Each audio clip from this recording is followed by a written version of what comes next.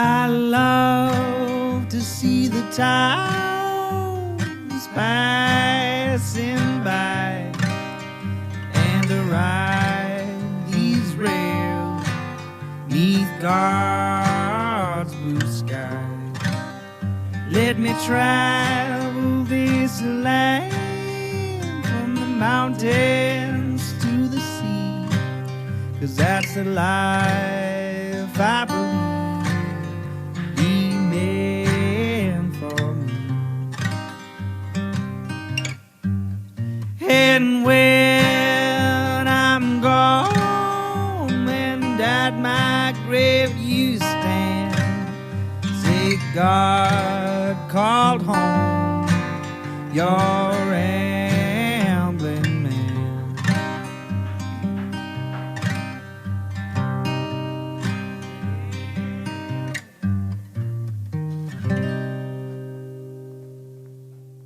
Welcome to Ramblin' Man Podcast, episode number 157. This one's with Ame Houston, and we talk about art. Great talk. Ame is a lot of fun. It's my first time meeting her, and she was awesome. If you'd like to follow along on her adventures online or purchase some of her art, please give her a follow on both Instagram and TikTok at JuneDogArt. JuneDogArt. I really appreciate Ame for being on the podcast. Sponsor this week is Feral Giant. Feral Giant is a graphic design, illustration, and social media consultation company based here in Knoxville, Tennessee. So they do work for clients big and small all over the country, all over the globe, in fact. But they also do photography, videography, video editing, and audio editing, website design, SEO, writing, content development. Hell, they'll babysit your kids if it nets them money. So make sure you give them a follow on social media on either Instagram, Twitter, Facebook, or LinkedIn at Feral Giant. And be sure to give them an email today and hire them for your next project. Without much further ado, here's the episode. So do you get a lot of people singing to you when they say their name? You say your name? No, but I was named after a song. Is it the song I'm thinking? Is it Pure Prairie League? Yep, that's the song I was named after. I know. You'd make my dad so proud right now. Fun fact, you know who was in Pure Prairie League, which I find this fascinating. Well, although God bless, I don't know how old you are, but this may be a dead reference for you. Vince Gill was in Pure Prairie League. Yeah. I did not know that. He was very young. But my he was parents love Vince Gill. Yeah.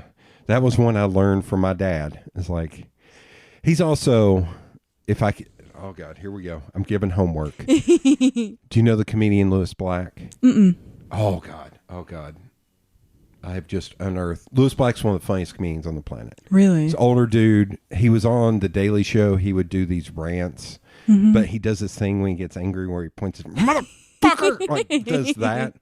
And that was my mom's favorite comedian because she was like, I love it when he gets mad and he goes, motherfucker. Like, it's the best. It's the best. But he has a bit on one of his specials called Stark Raving Black, where he talks about having to follow Vince Gill and Amy Grant on stage at some like Veterans Award or something. And it's it's like 8 minutes long. It's one of the funniest things ever because he's like, Vince Gill's like he's my size. He's like 6'6", 6'7", and he can play guitar amazing. And then he talks about inviting Amy Grant out on stage, and he was like, she's just an angel from heaven. And then he gets out there and he's like, what the fuck am I going to do? It's the funniest. Like, it's 8 minutes. It's the best. So there's just some homework but yeah, Vince Gill was in Pure Prairie League. All that. So now you need to tell your dad that. It's like, fun fact. I wonder if we always played like classic rock and roll trivia with my dad. It's like his favorite thing. I'm not very good at it, but he could tell you everything. We would probably get, as you can see from the records, we would probably get along very well. Classic rock, although classic rock's weird in that there's all those arena rock bands, and I get lost on who did what. Like REO Speedwagon, Kansas, Boston. I'm like, I know that's one of them, but I don't know who that is. It's like, is the band reference a geographical location or Chicago? Yeah. Now, I can usually pick out Chicago because they're different, but they've got horns. That's how you can tell it's them. But oh yeah, my dad. Let's see.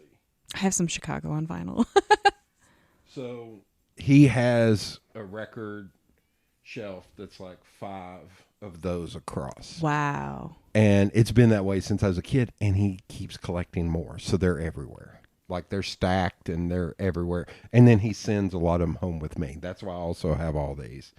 But he is one, like my mom was into Celine Dion, Anita Baker, like very like B97.5, Richard Marx. Like, but Paula Abdul, she did like Paula Abdul. Barbara Streisand was her favorite. Like very like smooth listening, that kind of stuff. And then Dad was into, God, one of these is going to be lost on you, but it is kind of funny if you knew the Charlie Daniels Band, ZZ Top, Otis Redding, Buddy Miles, who is a blues drummer that was Jimi Hendrix was in a band with, and Buddy Miles was actually the bigger name. Wow. But then Pet Shop Boys. Like, do you know Pet Shop Boys? Yeah. Like he loved Pet Shop Boys. Weird. And it was like the weirdest, like, that was Dad, like big truck driver dude, but he was like, I've taken him to see Buddy, BB King, but then some younger people, and there's a band called Mandolin Orange. I like Mandolin Orange. Or they're called Watch House now, which I would love to know why. Yeah. He loves them. I took him to see them. And I know the guitar player in the band. Oh, cool. Like, Josh Oliver, who's from here, who's awesome. Wow. And, but yeah, I took him to see, Jerry Douglas's band, the Earls of Leicester. That they're like this old-timey country. Jerry Douglas is a dobro player. Really great dobro player. But Dad's into, like, I could take him to pretty much anything. And the whole spectrum. Maybe not Wu-Tang Clan. Wu-Tang Clan would be like, what the hell? You might be surprised. No, he would be like, no. This ain't for me. I heard come out of his mouth plenty of times, you can't spell rap without crap, or you can't spell crap without rap. I was oh my God, Dad. That said, he loves Outkast. He loves the album that was the twofer, where they each did their own, like The Way You Move and, good Lord, the biggest song they had, the Andre, Hey Ya. He loved those. I was like, well, those aren't really rap songs. Those are kind of more R&B-ish songs. But he likes things that he can sing too. I guess. Yeah. He doesn't sing. Yeah. He doesn't dance, so I don't know. He liked those. Interesting. Yeah. But I'm trying to think if they've got anything. Peter Gabriel, they had the So album, but I feel like everyone had the So album when I was growing up. I've had to explain to younger people who the hell Peter Gabriel is. Really? Which is fascinating. And Esther was one where I was like, you need to listen to Peter Gabriel. And then later on, I was like, wait, did I tell you listen? She's like, oh, I like him a lot. I was like, I think because I told you I showed you Sledgehammer. I was like, watch this video. It's awesome. Like, and anyway. Okay. That's enough of that. That's a good intro. That's 7 minutes of bullshit. Okay. So you said this off mic. Where you're originally from Detroit? I am. Okay. I've been here 5 years as of this month. Did you always live in Detroit? Mm-hmm. Okay. Yeah. We grew up there. I would spend summers here growing up, actually. Okay. I have my aunt and her partner lived here. Okay. And so they would come pick me up and I'd spend the summers in Knoxville. That's hilarious. I have the opposite. Really? My uncle and aunt live in Pinckney. He taught at Novi. Oh, okay. And her family is from Ypsi. Oh, my God. Yeah. He also said it wrong. It's Ipsy. Ipsy? Shit. I thought I was going to do good in saying it was. I was like, you don't pronounce the Y. Oh, shit. Okay, well, I'm Southern. Have you been to Pontiac? Ypsi. Huh? Have you been to Pontiac? I'm pretty sure I have. Where General Motors is? Well, was. That's my actual hometown. Okay. Yeah. Where is the Henry Ford Museum? Henry Ford. Oh, my gosh. Because it's in a town outside of. Yeah, I was like, Henry Ford Museum's like 20 minutes from where I grew up. So that's what I was thinking. I've been to the Henry Ford Museum. I was like, you've been to Oakland County, which is the county I grew up in. I've also been to the Henry Ford Museum. I lost a tooth there. Oh, really?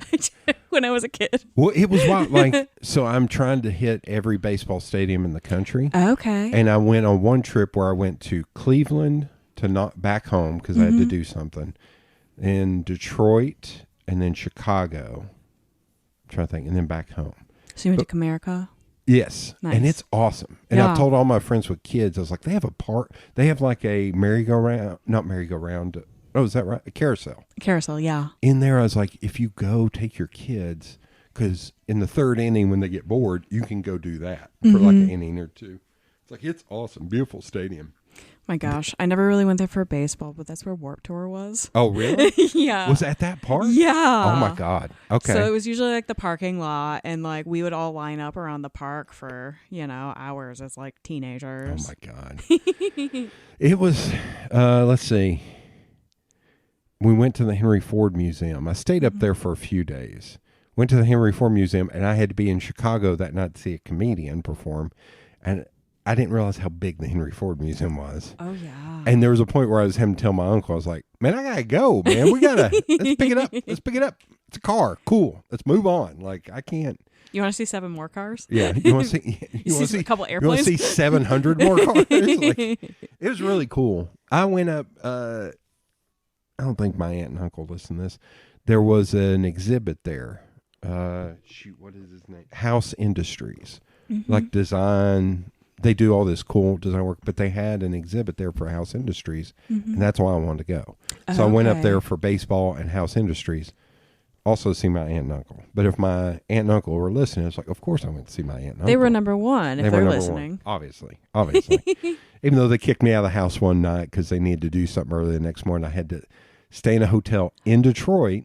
Rude. And when I talked to my cousin, it was fine. It was fine. When I talked to my cousin the next day about it, he was like, where'd you stay? And I told him, he was like, what the fuck? Here, I'll tell you this, and then, God, we got to get back to you. Sorry. No, Because this is funny. Well, no, the listener at home is like, shut up. Shut up. We've heard this all before. Go to this hotel, walk in. There's somebody standing at the front counter, and there's a dude standing in front of me with a beer, and he's kind of wavering back and forth a little bit. And I walk in, we're standing there, and I'm sitting there for 5 minutes, and like nothing's going on. I'm like, I just want to get in my room, man. And so that guy screws off out of there, and then he comes back in, and he like puts his beer in a cup so they wouldn't catch. I don't know. And he stands behind me, and then finally understand the woman at the counter, her and her husband had been given a room.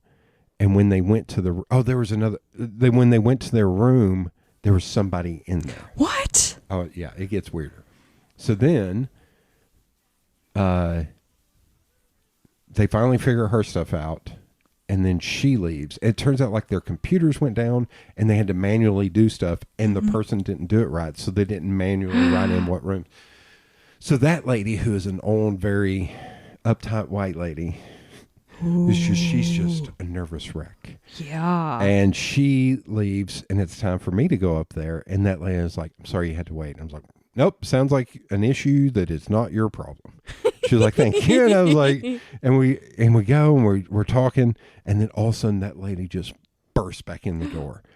And she was like, there was someone else in that room too. Oh my God. And then in comes another dude, also holding a beer, and he was like, I told her she could stay. Oh my God. And it was like, what the fuck? And so that lady gets up front again, and it's 30, 45 minutes of this. I'm like, I just want to, it's like 10:45 at night. I just want to go to bed, man. I'm tired. I've been doing shit all day.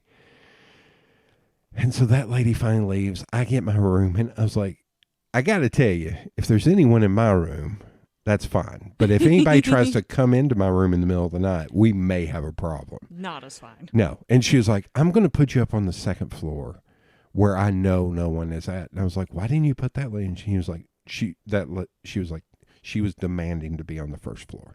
Oh my God. And I was like, it sounds like she needs to go somewhere else. Like, what the hell? So I go up to the second floor, get into my room, and immediately wedge the chair under the door handle. I was like, I'm on the second floor. I do not sleep well. And if somebody opens my door, there's a strong chance I'm just going to get up and throw them off the railing. So let's make that not happen.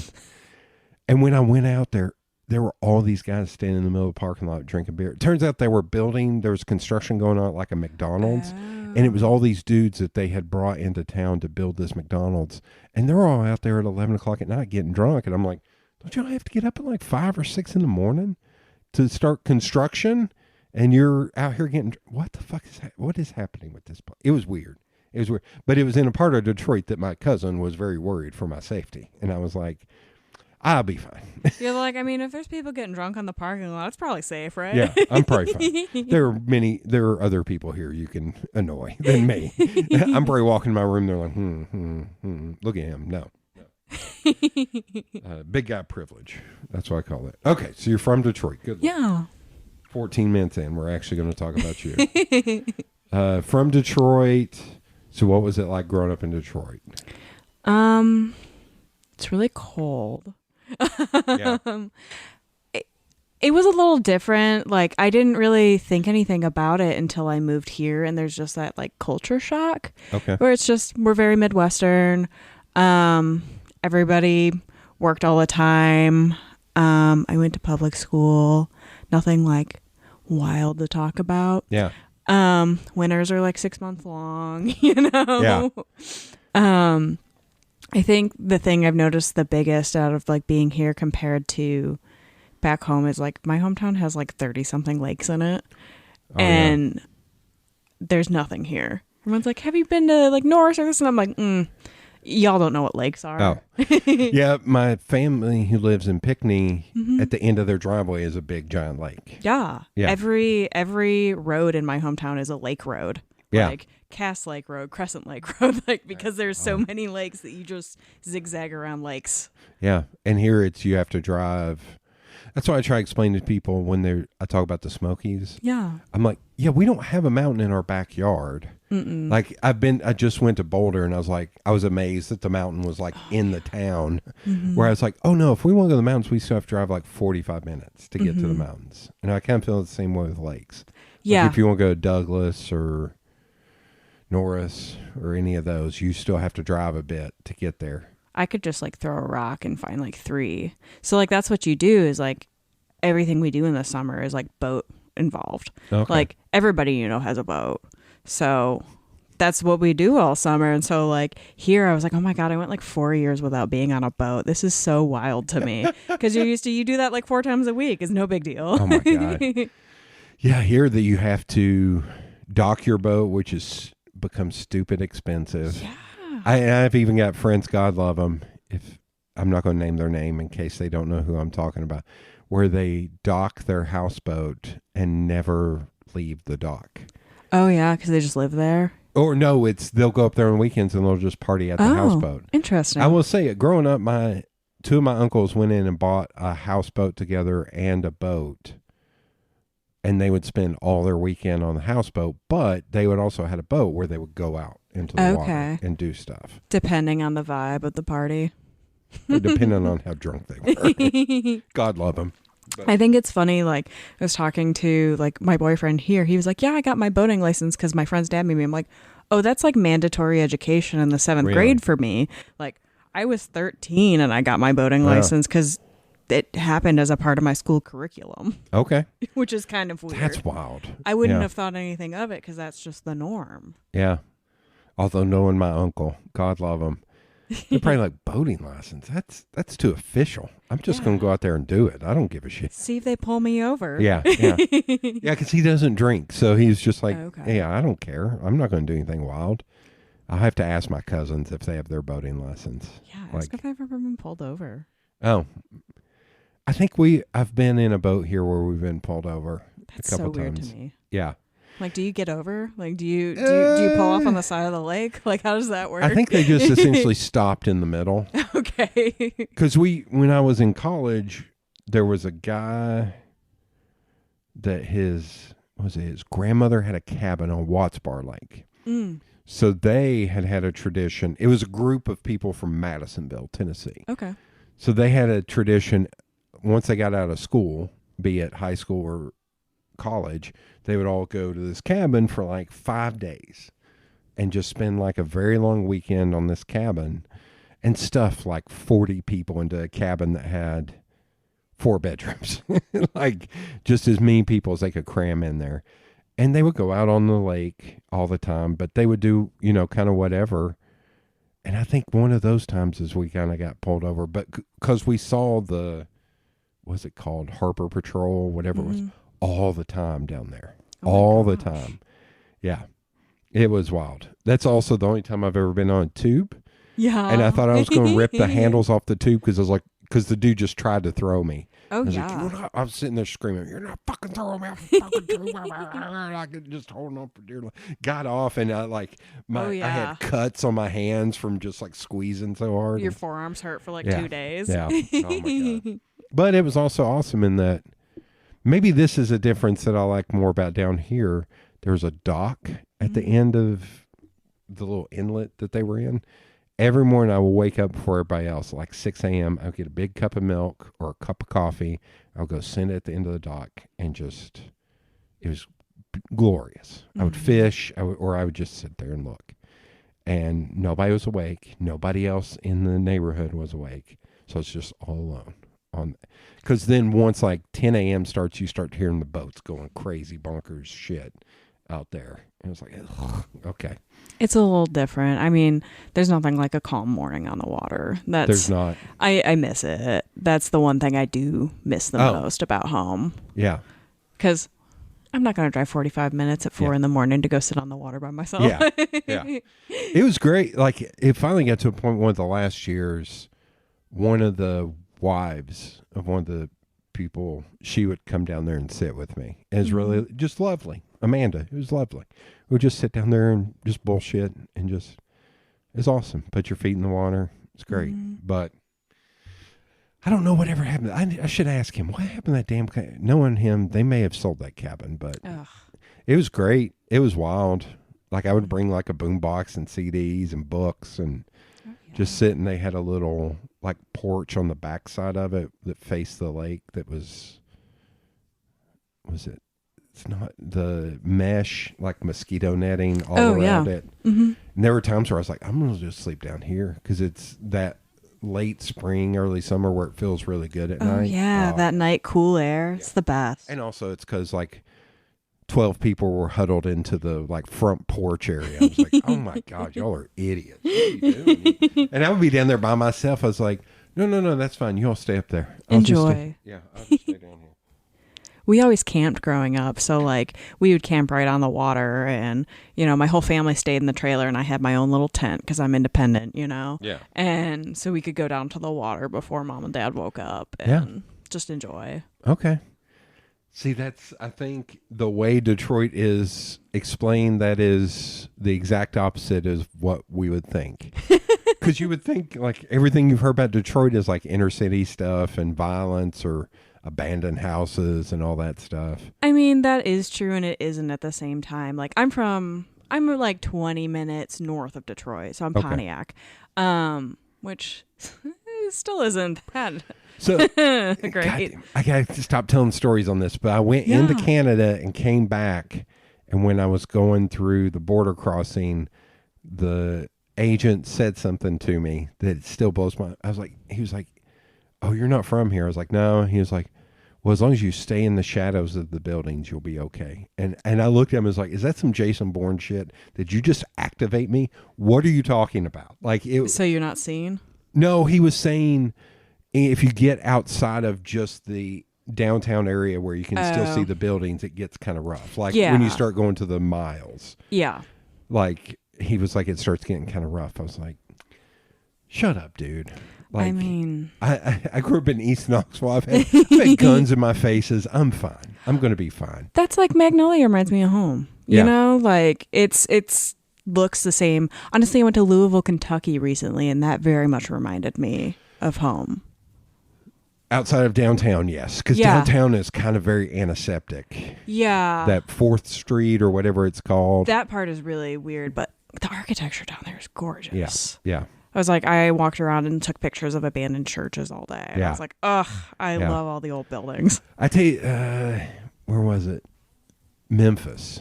Memphis is really cool. I haven't been to Memphis yet. I'm trying to think. I haven't been back it's starting to slowly get gentrified, which is driving me nuts. But same with Detroit. yeah, I know. Hell, even here is starting to get gentrified, and it really bothers me because it's like. I mean, I live in Park Ridge. It's very much. You ready for your first spicy take on Mike? Yes. There's two new places opening up.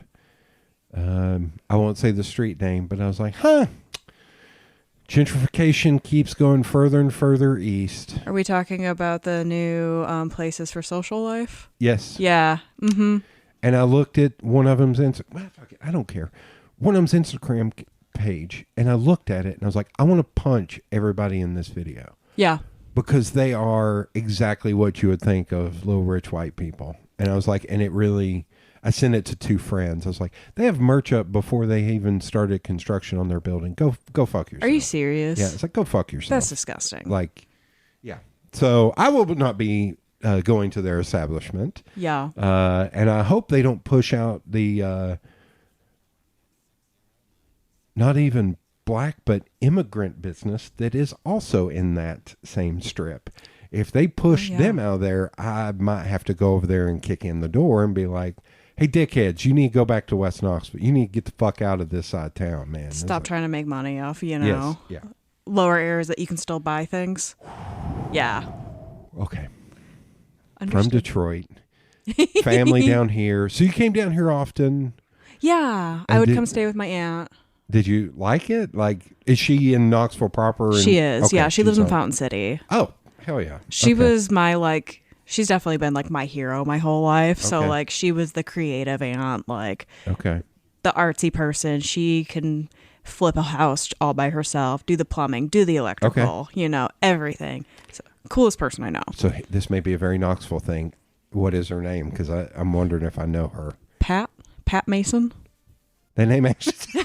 I would be surprised. Between Dad and I, it's You probably met her. he always jokes. He was like, well, hell, I grew up when you were growing up. You were my son, and all of a sudden I'm your dad, and it's weird. I was like, yeah, I know. Yeah, between the two of us, we know a lot of people. So she's someone I can't go anywhere with her because she knows everybody. okay, then But I mean, it usually leads to free drinks for me. So hey, that's here's the guessing game I'm gonna play. I'm gonna look on Facebook and I'm gonna see how many mutual friends. Is it just Pat Mason or is it Patricia? Patricia. Is that her? That's her, the one on the left. Okay, so I am shocked. We have one mutual friend. Really? And that mutual friend is a venue. It's not it's Relic's Variety Theater that now the owner has finally had to put his name, but it was the theater. That's fascinating. If you were more if you're invested in the queer population. Yeah. Yeah, that's. Okay. She's the mom of most of the young lesbians my age. Okay. That may be it. Because I know the people who kind of helped start the Keep Knox Queer group on Facebook. Yeah. And I know people involved with Knox Pride. Mm-hmm. So I may have met her through those just in passing. She used to go to some of the Keep Knox Queer events when they first were starting up. Because that was, she and I used to go when I first moved here. Until I've gotten, a million other obligations. Yeah. That's funny. Okay. We've probably been in the same, especially if she's in Fountain City. Yeah. So I went to Fulton. I have lived within 5 miles my entire life. Oh, wow. So, You went to Fulton. Okay. Yeah. Yeah. That's not the usual reaction. They're like, you went to Fulton? I was like, yeah. Well, what you don't know is when I went there, it was very rough. Well, I mean, I've It's still kind of rough. Yeah. I was like, I'm zoned for Fulton or Austin East. Those are my two choices. Yeah. They're both great.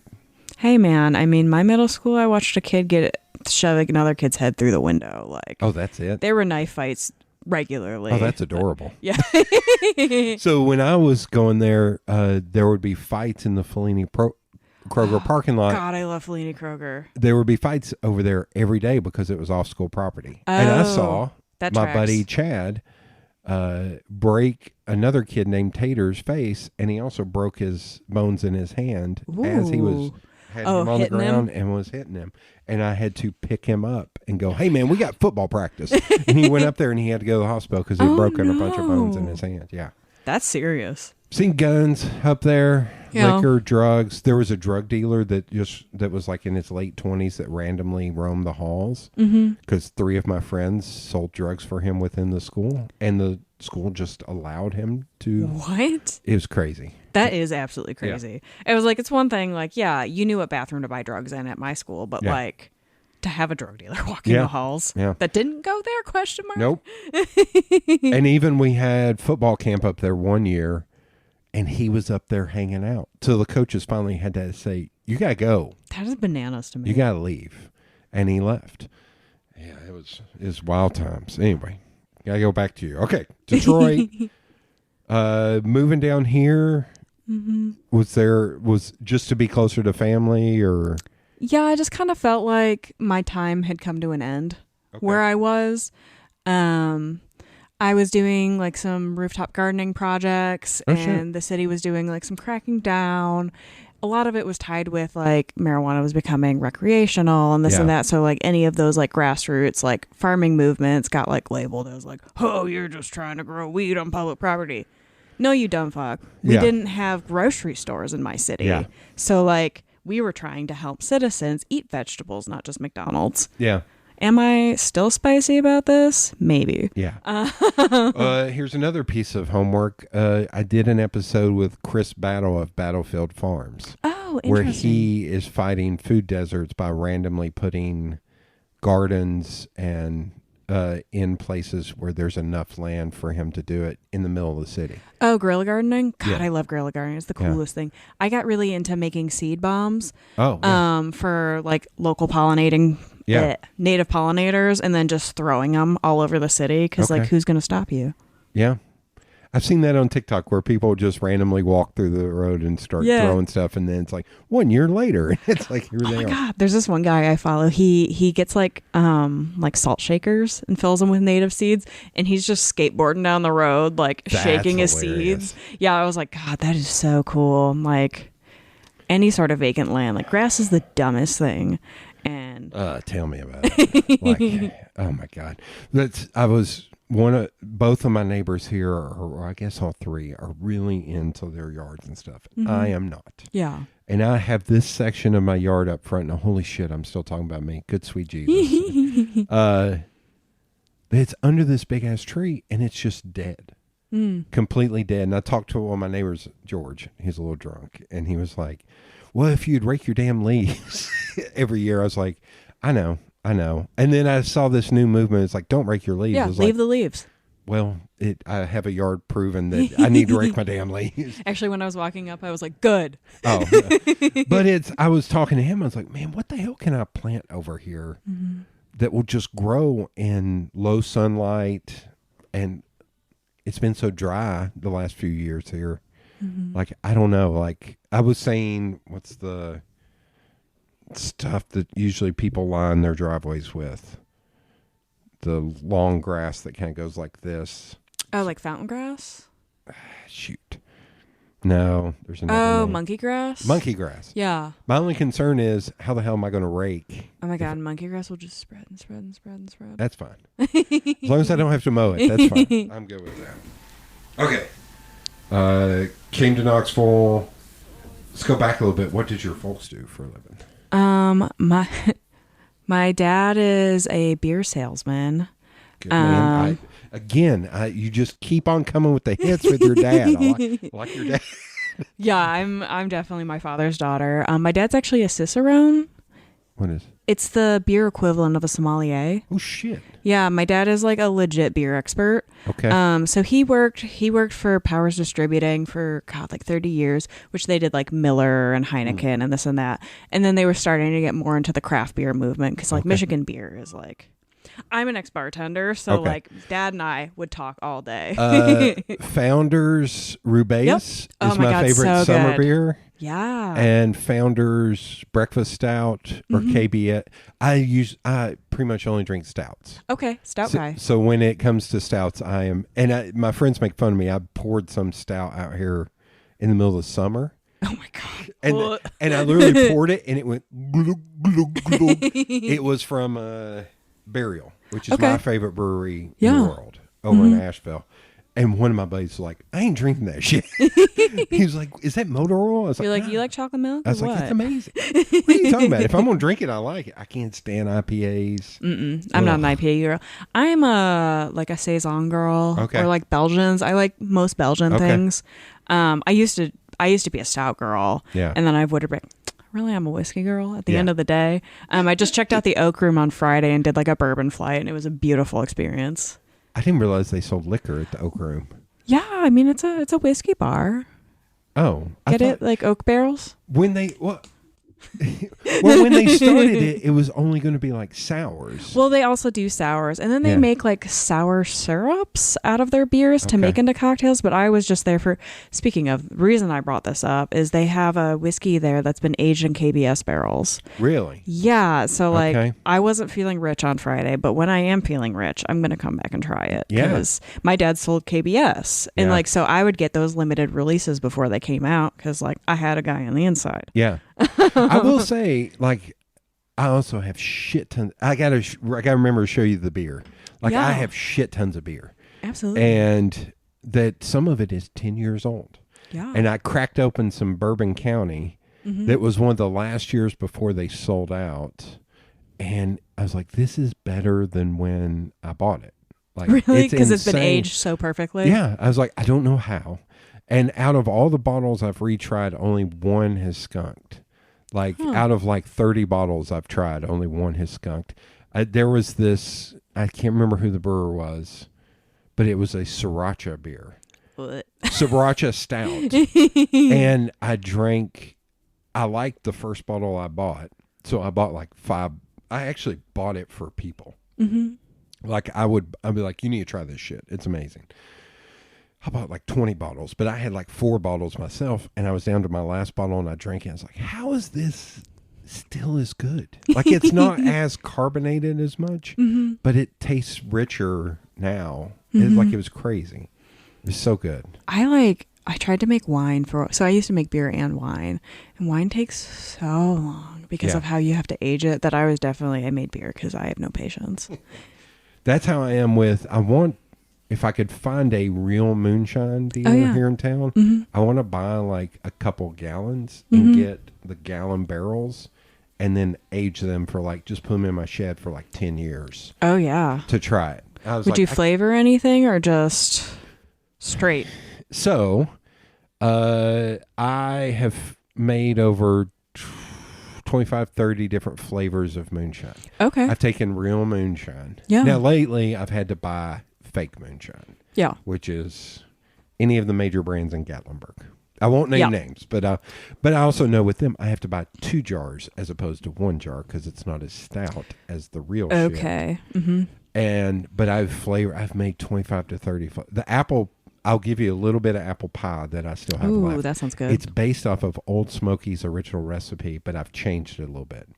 I've done brown sugar instead of regular sugar, and I use actual cinnamon instead of a cinnamon stick. Okay. Like when they first opened up, they didn't have any apple pie for people to buy. Yeah. So on the back of the receipt, they just wrote down the recipe. Oh, that's so cool. And I've changed it, but I make moonshine. I've still got a shit ton in the basement. I got watermelon. I think I might still have coconut and pineapple were 2 great ones. Ooh, blackberry and blueberry are very good. I love blackberry anything. Although I will say the blackberry and blueberry were made from concentrates, so they taste a little more medicinal. Yeah. I was like, yeah, but that's when I was starting and I didn't know. Now when I buy for the apple pie stuff, I actually buy like organic apple cider and apple juice from Fresh Market. Nice. That's the best place I've found. Trader Joe's still concentrate, everywhere else, but I think it's Fresh Market, World Market, one of those two. It actually has like real legit, like the actual organic. Yep. So interesting. Anyway, Jesus. Okay. Oh no, so your dad works in beer. Yes. And has worked in beer forever. Forever. Okay. I mean, like originally he was a wine salesman. That's how he and my mom met. Okay. And then my mom sold worms. Worms. My mom's a worm dealer. for fishing? Yep. Okay. You'll see the signs on like literally every, not every, but like all across the country, DMF Bait, which is like one of the name brand like big bait companies. Oh. That's in my hometown. My mom worked there. I didn't even know that. Mom's a worm guy. Okay. I didn't even know that bait could be corporate. Like, yeah, like, they had hilarious. like worm warehouses. Holy where shit. like they would get in all these like big shipments of like good dirt full of like earthworms or whatever, red worms, all that good stuff. And then there'd be people out there getting paid like $10 an hour to just sift through them and catch the worms. My mom almost got me a job doing that one summer. Hilarious. And I was like, I don't know how I feel about working in the worm warehouse. But it's great because she'd give me worm castings for my gardens for free. Oh, yeah. Yeah. So dad's a beer guy, mom's a worm guy. Oh, my God. That's hilarious. Brothers and sisters? I have an older sister. Okay. Into beer, into worms. So were you into art as a kid? Like, yeah, I real dorky. I wrote comic books as a kid. hey, I have 40 to 50 long boxes of comics in there, so no judgment here. So that's kind of how I got my start. My first paid job was actually for Dad's beer company. Okay. Each year, Sam Adams would contact my dad's company, and they'd do a competition, and they would have to produce a beer and make a label. And whoever won got like an all expense paid trip to, I think like Boston is where they're at. Yeah. And they'd go to like a baseball game and tour the facilities. And so our first year of entering, I did the label and we won. That's so all the guys on my dad's team threw in like $25 a piece. I was like 11. And so I got like $150 to go spend at the art store. Oh my God. Yeah, for 11-year-old, that was awesome. Yeah. I still have a bottle of it. It was a chocolate mint stout, and they used junior mints for it. Oh God. Okay. Yeah. That's insane. Okay. Yeah. Okay. So, your parents encouraged you in the art, it sounds like they did. Yeah, they're kind of like, we don't get it, but you're not playing video games, so like, you want colored pencils, do it. You want more paper, do it. Where did you find did they buy comics for you, or did you just find that on your own? I found it on my own, and then I would get $20 a week for lunch, and if I didn't spend it, I could go to the bookstore on the weekends and get comic books. Oh, so I was a hustler, and I'd be like, okay, if I spend $1 a day on lunch, I can go get comic books this weekend. Oh my God. Whereas my dad would not have change for a 20, and he was like, here, you got to bring back my change. I was like, sure, Dad. That's not happening. And then I would buy like a couple of Cokes after football practice or something. I would spend all of the $20. But absolutely. Yeah. Okay. What kind of comic books were you into? I was really into whatever was on like Adult Swim, not Adult Swim at that time. So like Inuyasha, very like anime manga based. Oh, okay. Real dorky. Oh. Did you get into any of like the Marvel or DC or? I got more into their video games. Okay. My sister's boyfriend at the time was a big Marvel guy. Yeah. And so he would bring over like the Marvel video games at the time to play with me. Okay. So that was like really my exposure to that sort of world. Okay. And was your sister into art at all, or was? Yeah, my sister was a good painter in high school. And then she kind of gave it up as soon as she went away to college. Okay. And like still to this day, she'll be like, man, Amy, I really want to get back into painting. I'm like, you just got to do it. But she's got a 2-year-old. Oh, she's pregnant right now. My sister's a school social worker, so she's got her hands full. She's doing the Lord's work. Yeah, she's doing the Lord's work. Every time I call her, I'm like, you hanging in there? And there's pretty much just screaming. I'm like, okay, that's cool, man. Is she still up there? She's still up there. So I go home like once or twice a year to spend time with her. We're very close. We weren't for a long time. She was a cheerleader, and I was in punk bands, if that says anything. Day and night. Yeah. Oh my God. Parents still up there? My dad is. My mom lives in Myrtle Beach. Oh, yeah, God. It's a choice. Oh God. It's a ain't many worms in Myrtle Beach. No, I mean she's retired. Oh, okay. Her boyfriend moved down there, my now stepdad. My stepdan, as we refer to him. Stepdan. My stepdan. That's awesome. He's a very lovely man. He needs that needs to be his license plate. Stepdan. He loves being a stepdan. That's like We have a good relationship. Yeah. I like him a whole lot.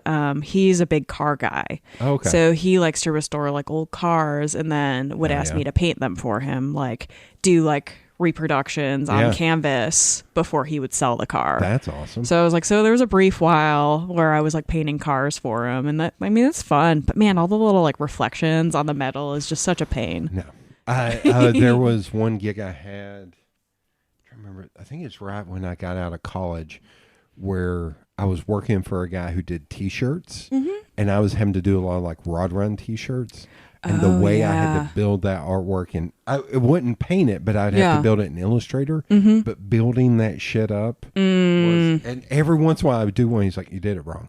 I can't fill this, this, and this." I was like, "The hell are you talking about?" Like, it blew my mind. Oh, because of the multi-level. I worked at a screen printing shop for 5 years. Like, and he was just like, "Nope, you did this wrong. But here, I'll go ahead and give you $100 just for us." Like, oh, okay. He's like, "But you need to do it this way." And now I look back, I was like, there were ways to fix it. He could have just, combined these two strokes and it would have totally worked. Like, there were ways to fix it back then to where I was like, you're an asshole. He just didn't know anything about Illustrator? Yeah, I guess. I think it was he didn't, which is why he had me doing it. Yeah. I think his girlfriend may have known a little bit or something, because one time she had to pick up the artwork from me. And she was a lot nicer than he was. I was like, yeah, because you probably actually know what the hell you're doing. But yeah. Okay, so you had to paint those. My favorite rod run story. Yeah. I used to landscape, and I drove a giant yellow dump truck, and I got stuck in the middle of the rod run. Oh, God. So it's all these classic cars, and then me in a giant yellow dump truck. Sorry, we can go back to No, I was going to say, you probably have more people looking at you, though. Like, oh, shit. Can you haul with that thing? I was like, a lot, actually. 3 tons of rocks. Yeah, oh my God. That's amazing. Is Myrtle Beach a big classic car town or something? I have no idea. Oh, okay. I wasn't sure if that's why they moved down there. I think he wanted to just live on he's a fisher. He wanted to just live on the beach. Myrtle Beach is it's a gross place. Anyway. I'll say it. It's a gross place. Dan tonight sounds like a lovely man. He is a lovely man. I'm keeping like, when y'all move to Tennessee, like, I'm literally right here. Yeah. Although I guess I would live in Myrtle Beach over living anywhere in Florida. Yeah. Except for St. Augustine. St. Augustine. I do like St. Augustine. It's very nice. Everywhere else. Oof. Yeah. No, thank you. There was a brief minute where my aunt and I talked about us moving to Florida when I was like looking at colleges, and I was like, man, I just can't do the heat. I still can't do the heat here. No. I'm a northern girl through and through. I wear shorts in the wintertime, so I'm right there with you. Yes. Okay. So, you were into art as a kid. You collected comics. Were there any cartoon? Because you were saying animation, so were you into cartoons too? Oh yeah, absolutely. Okay. Anything that Cartoon Network put on, I would watch. Can I ask what era? Because there was an era where I was watching it when it was like C-Lab 2021. Oh yeah, I watched C-Lab 2021. Aqua-Teen. Yep, I watched that too. Excuse me. Yeah. But basically anything animated. And that's what like when people reference like shows with like people in it when I was a kid, I was like, I didn't watch any of that. I think I got into like animation when like Code Lyoko was on. Do you remember that? God, I was like, that show had me. It was some kind of a weird anime that came on in the daytime. Okay. And that just kind of showed me Cartoon Network. There is no weird. I grew up with liquid television on MTV in the late 80s, early 90s. You talk about weird. That was the weirdest shit on the planet. Completely different time. Yeah. Okay, comic books. So when you first started doing art, like what kind of materials were you using? Mostly just pencil and colored pencil. Okay. And like microns. So I would sit there with my pencil, draw a comic book, and then take another piece, trace over it with like the microns to make it like look crisp. Okay. And then I want to say like early high school, I got a tablet for the first time. Like, you remember the old timey ones? Oh, yeah. I mean, they probably still use them, where like you would plug it in, you weren't drawing on your picture, you would have to like train your hand-eye coordination. Wacom tablet. Yeah, I had a Wacom. Wacom, whatever. So I got one of those, and then I started being able to like shade online and like use one of those programs, and I did that for a couple of years. Shit, what was that website? I think it's still still around where people post their artwork, but also like models would post their photos. DeviantArt? DeviantArt. I was a DeviantArt kid. I never got into DeviantArt, but no? Oh my God. I was a little bit too, and I was on message boards and stuff. So I was on the previous iteration. Yeah, of I this missed stuff. message boards. Yeah, but DeviantArt, I remember I was on a message board that it was comic book people. Mm-hmm. And so a lot of those artists would post their artwork to DeviantArt. And so that's the only way I know that name. Oh, yeah. And I remember it was like, that was the early that's when I first learned about like cosplay and stuff. Because cosplayers would post to there, and then some of the artists would be like, oh, I used this cosplayer for reference to draw this character, Scarlet Witch or something. Oh, that's smart. Yeah. So that's the only way I know. DeviantArt. DeviantArt. I was a DeviantArt I think kid. it's still around. It is, because one thing I liked about DeviantArt is they would do like the models like posing, where it was just reference photos. They'd make stock images. And so like when I was learning how to draw people and I wanted to pose, I could just go and it'd be somebody in like a tight fit outfit so you could get their body down. Recently I was like looking for some poses and I was like, let's try DeviantArt for old time's sake. And it's like you have to be like a member and like pay stuff. And I was like, ugh. No. I'll just have one of my friends do it. Yeah. Yeah. Hey, can you just take this? Stand like this. Do you know Alex Ross? Mm-mm. He's a comic book artist that it's very realistic and it's painterly. Oh, okay. But he does that where he will literally just take a photo of himself holding something. Yeah. And use that as reference. I think it's so interesting. Like I love to paint hands, and even if I have somebody else do like a hand reference for me, it always turns out to be my hands. Like no matter what, it always turns to be my hands.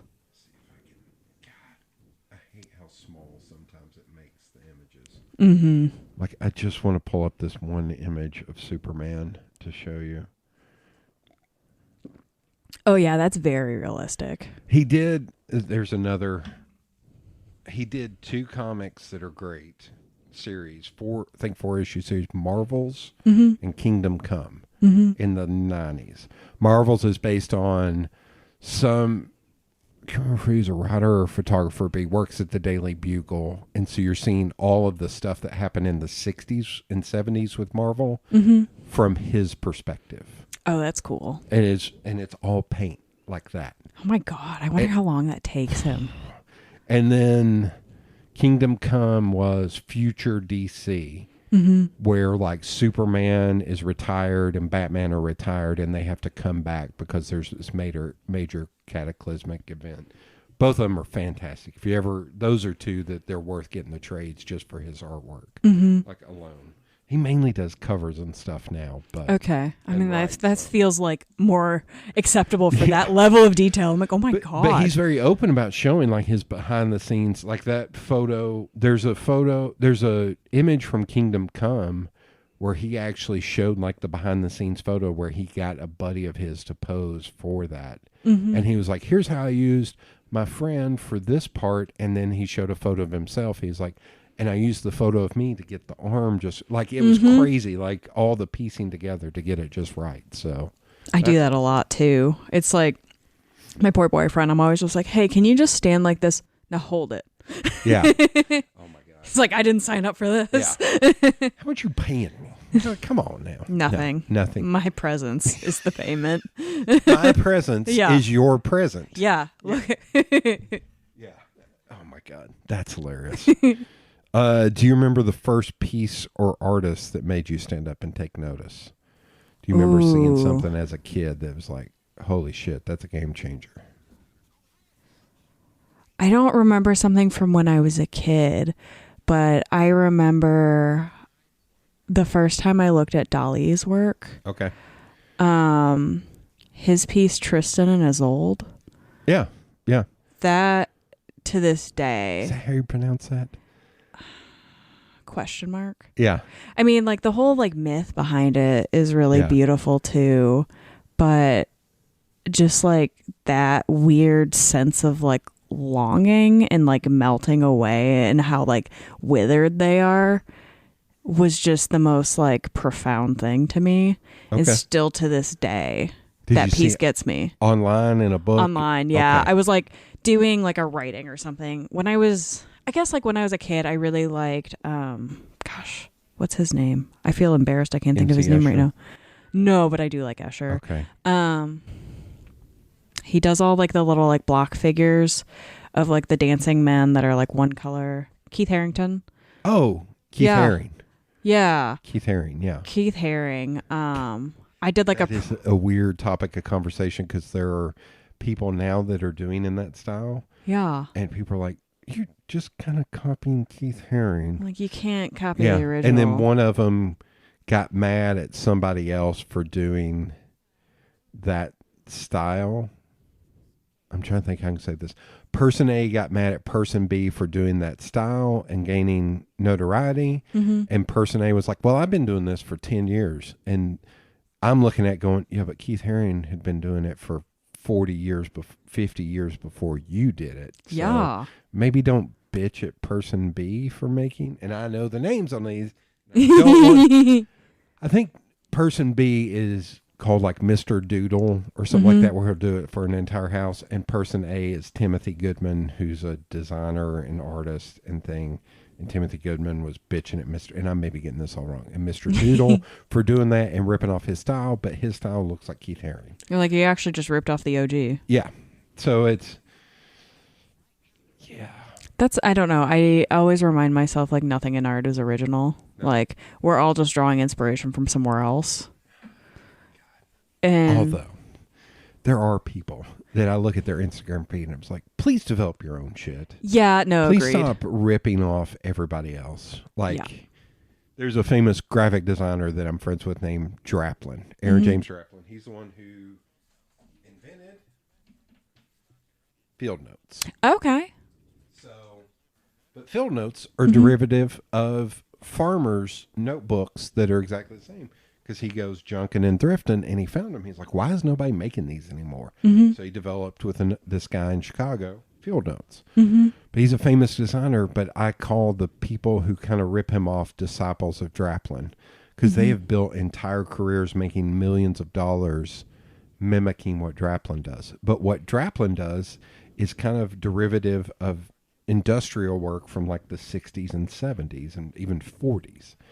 So where he's even like, oh no, I am doing a variation on this old stuff. I'm just updating it and make it look how I like it. But there are all these people that are like, well, Draplin made it, so I'm just going to copy him. It's like, oh, God, everything reverberates. Not everything is new under the sun, but also, guys, do your own thing, man. Like, at least put a piece of yourself in it. Like you can tell when somebody has put nothing of themselves in, or they just don't have anything within themselves speaking. Yeah. Sorry. No, I can't get spicy because I can name names, and I will not name names right now.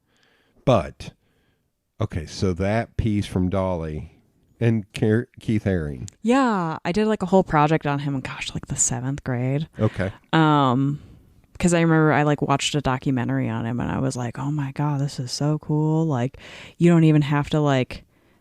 It was more about the way he used space than the amount of time put into each figure, I guess. Dolly or Haring? Haring. Okay. Because Dolly, obviously, there's a lot of time put in each figure. Yeah. I remember so I've only taken 2 art classes as an adult. And my first one was drawing 1, and I did a reproduction of Dolly's, what was it, like psychedelic Toreador? Okay. It's I would probably know it if I saw it. Yeah, it's real intense, like layers on layers on layers of like things morphing and changing. It's like the bodies of the women become faces, and like it's beautiful. And just like that's when I think I got really into the amount of like intensity you can drill into a piece was through loving Dolly. Okay. My middle school art teacher was obsessed with Dolly and Georgia O'Keeffe. Okay. So I got exposed to a lot of that when I was in middle school. Actually, I spent this morning drinking tea and reading a biography on O'Keeffe. I was like, that's who I'm like focused on right now. Well, as an adult, I wanted to make a joke. And it's like, so you liked vaginas? That's what you're telling me. As a middle schooler, I did not understand. But as an adult, I'm like, okay. Yeah, that checks out. Yeah, that checks out. You had some suppressed homosexual urges, and we can tell, my guy. He looked, God love him, he looked like Geraldo Rivera.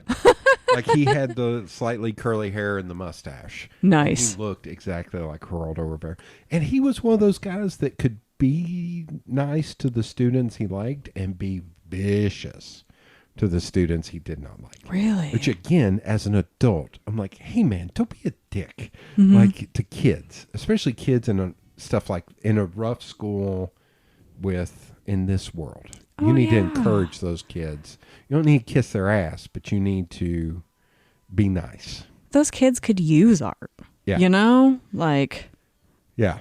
that's heartbreaking. Well, it's fine. It's fine. It's Who character. Cares? Who cares? It's also a lot of years ago, so I'm sure he's dead. Sorry.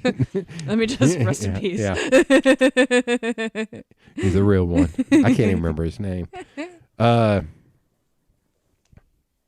you're into art. Your parents are kind of encouraging it. What were the schools like? Did they have art programs and art classes when you were going to school? Yeah, my middle school art teacher kind of like went out of her way because she noticed that like it had caught me.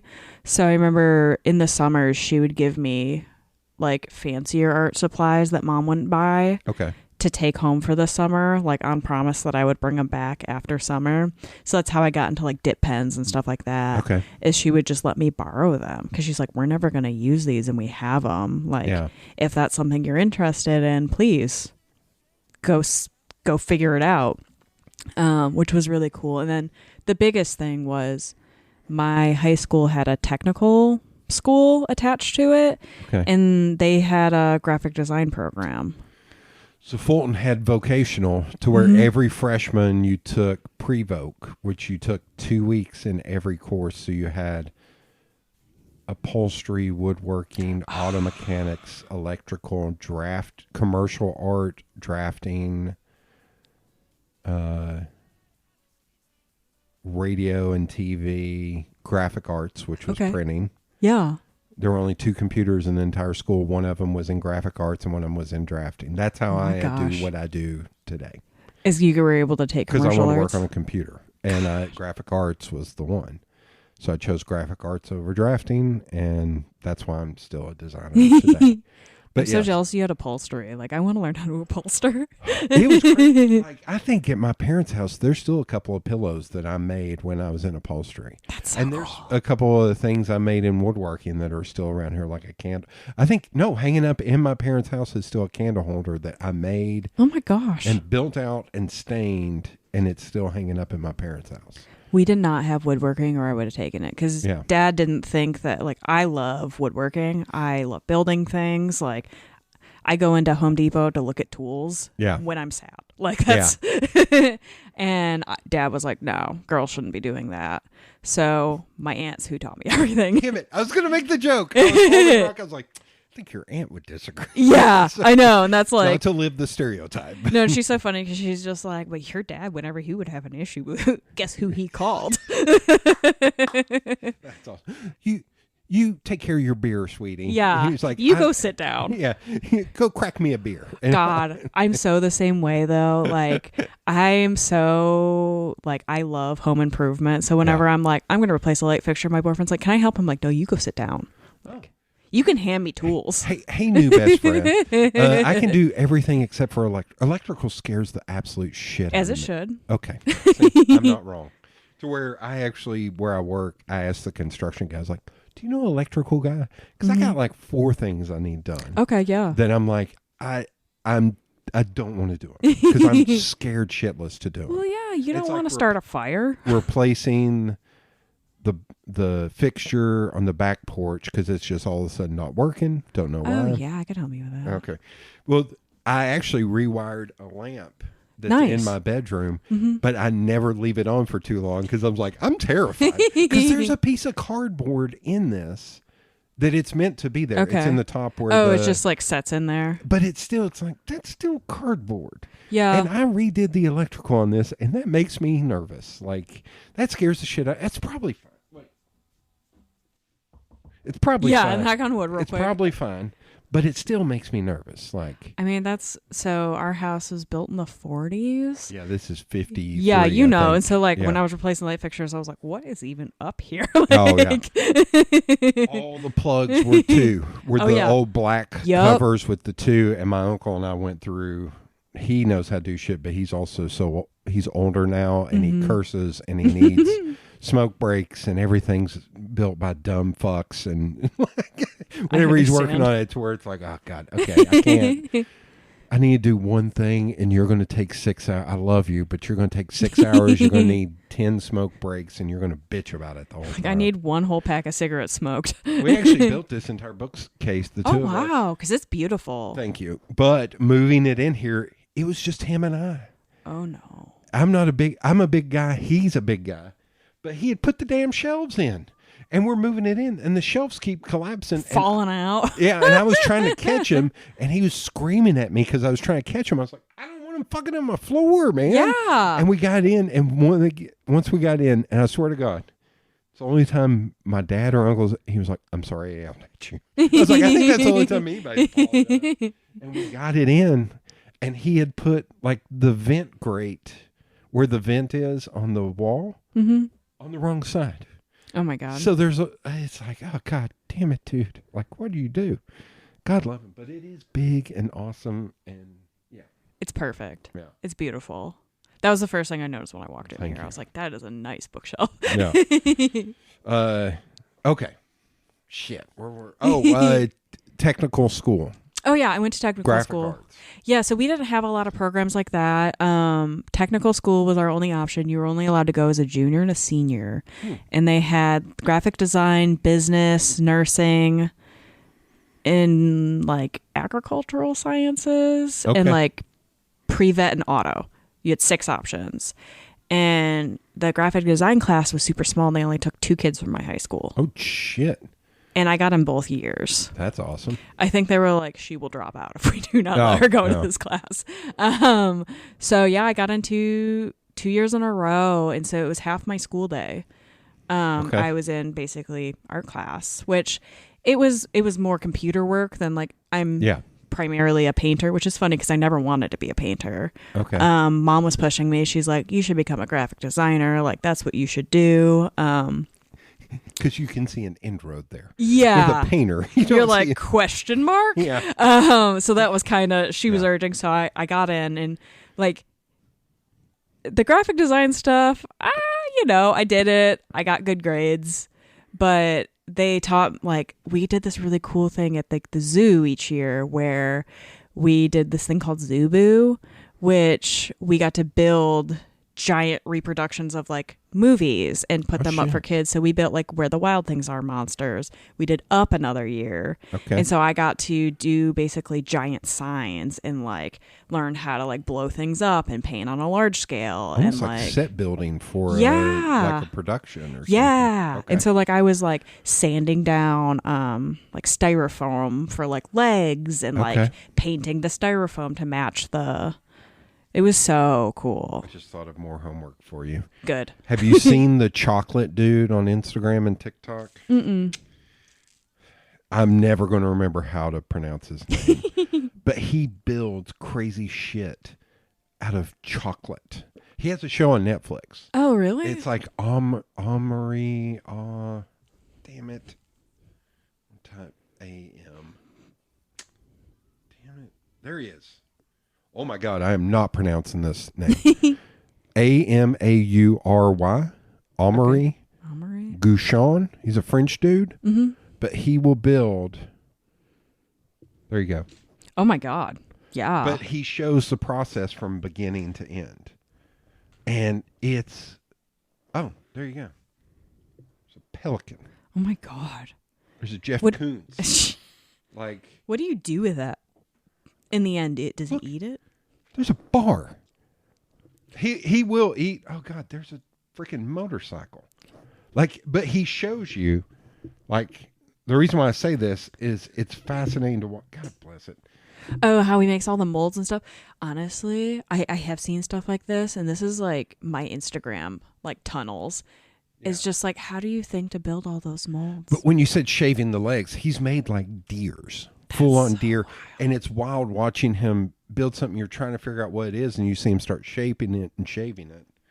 My question is, how cold is it in that room? Because you got to think, it's got to be freezing cold, and his hands. Because how can he even touch it without melting that chocolate? Yeah. I wouldn't even thought of that. Yeah. But also, I just want to know, does anybody eat it at the end? I will. I'm chocolate I'll motivated. eat all of it. Yeah, easy. I was like, I will eat all of it. Chocolate is my favorite food. Before he got to the end video, I'd be over there eating the tire, being like, what? Sorry. I'm sorry, it lost a leg. Yeah, can you build another one? Because I can still eat more. Yeah. Okay. So you were making those at the zoo. You said only 2 people, but were there more people? Yeah, because it was like 6 different schools. Oh, okay. Yeah, okay. and so like the more affluent schools Yeah. got more students in. Oh, okay. So that was kind of why my school was picked last, because I was one of the like not as affluent schools, question mark. And so yeah, I got to go twice a day, and 2 years in a row. But so like I would go there until lunchtime. Were there also art classes you were able to take, or were you taking that kind of instead of art? I was taking that instead. Okay. Because I would only be able to take, basically it was a way to get me out of my public school. Okay. Too. And it was like, I worked with clients. Oh, like, yeah. I got paid jobs through it. And it was kind of like prepping me to go to art school. That Okay. was kind of, did I ever go to art school? No. But it was kind of prepping me for that. We had the same thing. Like one of our clients was a pager company Yeah. called Volcom. Huh. So when I see the kids walking around the Volcom shirts, it cracks me up. I was like, oh, I did work from them in the 90s. Different company. Yeah, a guy who sold beepers. Weird. Volcom. So his business cards were made by a 14-year-old Jody Collins. That's so cool. Yeah, and it ads in the yellow pages. I did his ads in the yellow pages. Like we did all kinds of shit for that dude. That's so wild. It's crazy. And like that gives the kids such a good like idea of what it's going to be like, and like a sense of confidence. Yeah. Like I felt cool, you know? Well, we would do it, and whatever money we made from that, Mr. my teacher's name was Conley Miracle, which is the greatest name ever. Yeah, it's an amazing name. But he would give us a pizza party whenever we hit a certain point. And it was funny because like my freshman year, it was like twice a year we got a pizza party. My senior year, we were doing so much commercial work. It was like every 2 weeks we were getting a pizza party. He's like, shit, okay, well, we're going to do it. No, he wouldn't say shit. Sorry. He was a deacon in his church. Dang old heck. Well, he was a deacon in his church, and he was like, I will not allow any cursing in my room. Oh, my goodness. Unless it's in the Bible. And somebody was like, so what curse words are in the Bible? And he was like, I think it was like ass and bastard. And somebody was like, so you can say ass and bastard? And he was like, as long as you're referring to asses and a donkey and you're calling somebody a So we would actually openly say like bastard in the print shop. It's like stub your toe, cut your hand, be like bastard. Like, because we couldn't say any other word. Like, it's hilarious. He was an interesting dude. That's hilarious. Yeah. Okay, so you're in that. So by the time you got to the end of high school, did you kind of know what you wanted to do with your life, or no? Absolutely not. Okay. I thought I wanted to be an art therapist. Okay. Because I love like people and like figuring out what makes them tick. I'm going to crib from one of my heroes, Jimmy Pardo, and say, now, obviously, I know what that means, but could you explain it to the audience? What that means? Yeah. I do not know what that means. I do not know what art therapy is. So art therapy is basically like a different form of therapy. You can do it like at prisons or like okay. That was what I wanted to do specifically. Okay. It's just basically like another form of therapy, and how like I would facilitate like you to paint, to talk about your feelings and stuff like that, and use it to like unravel those dialogues.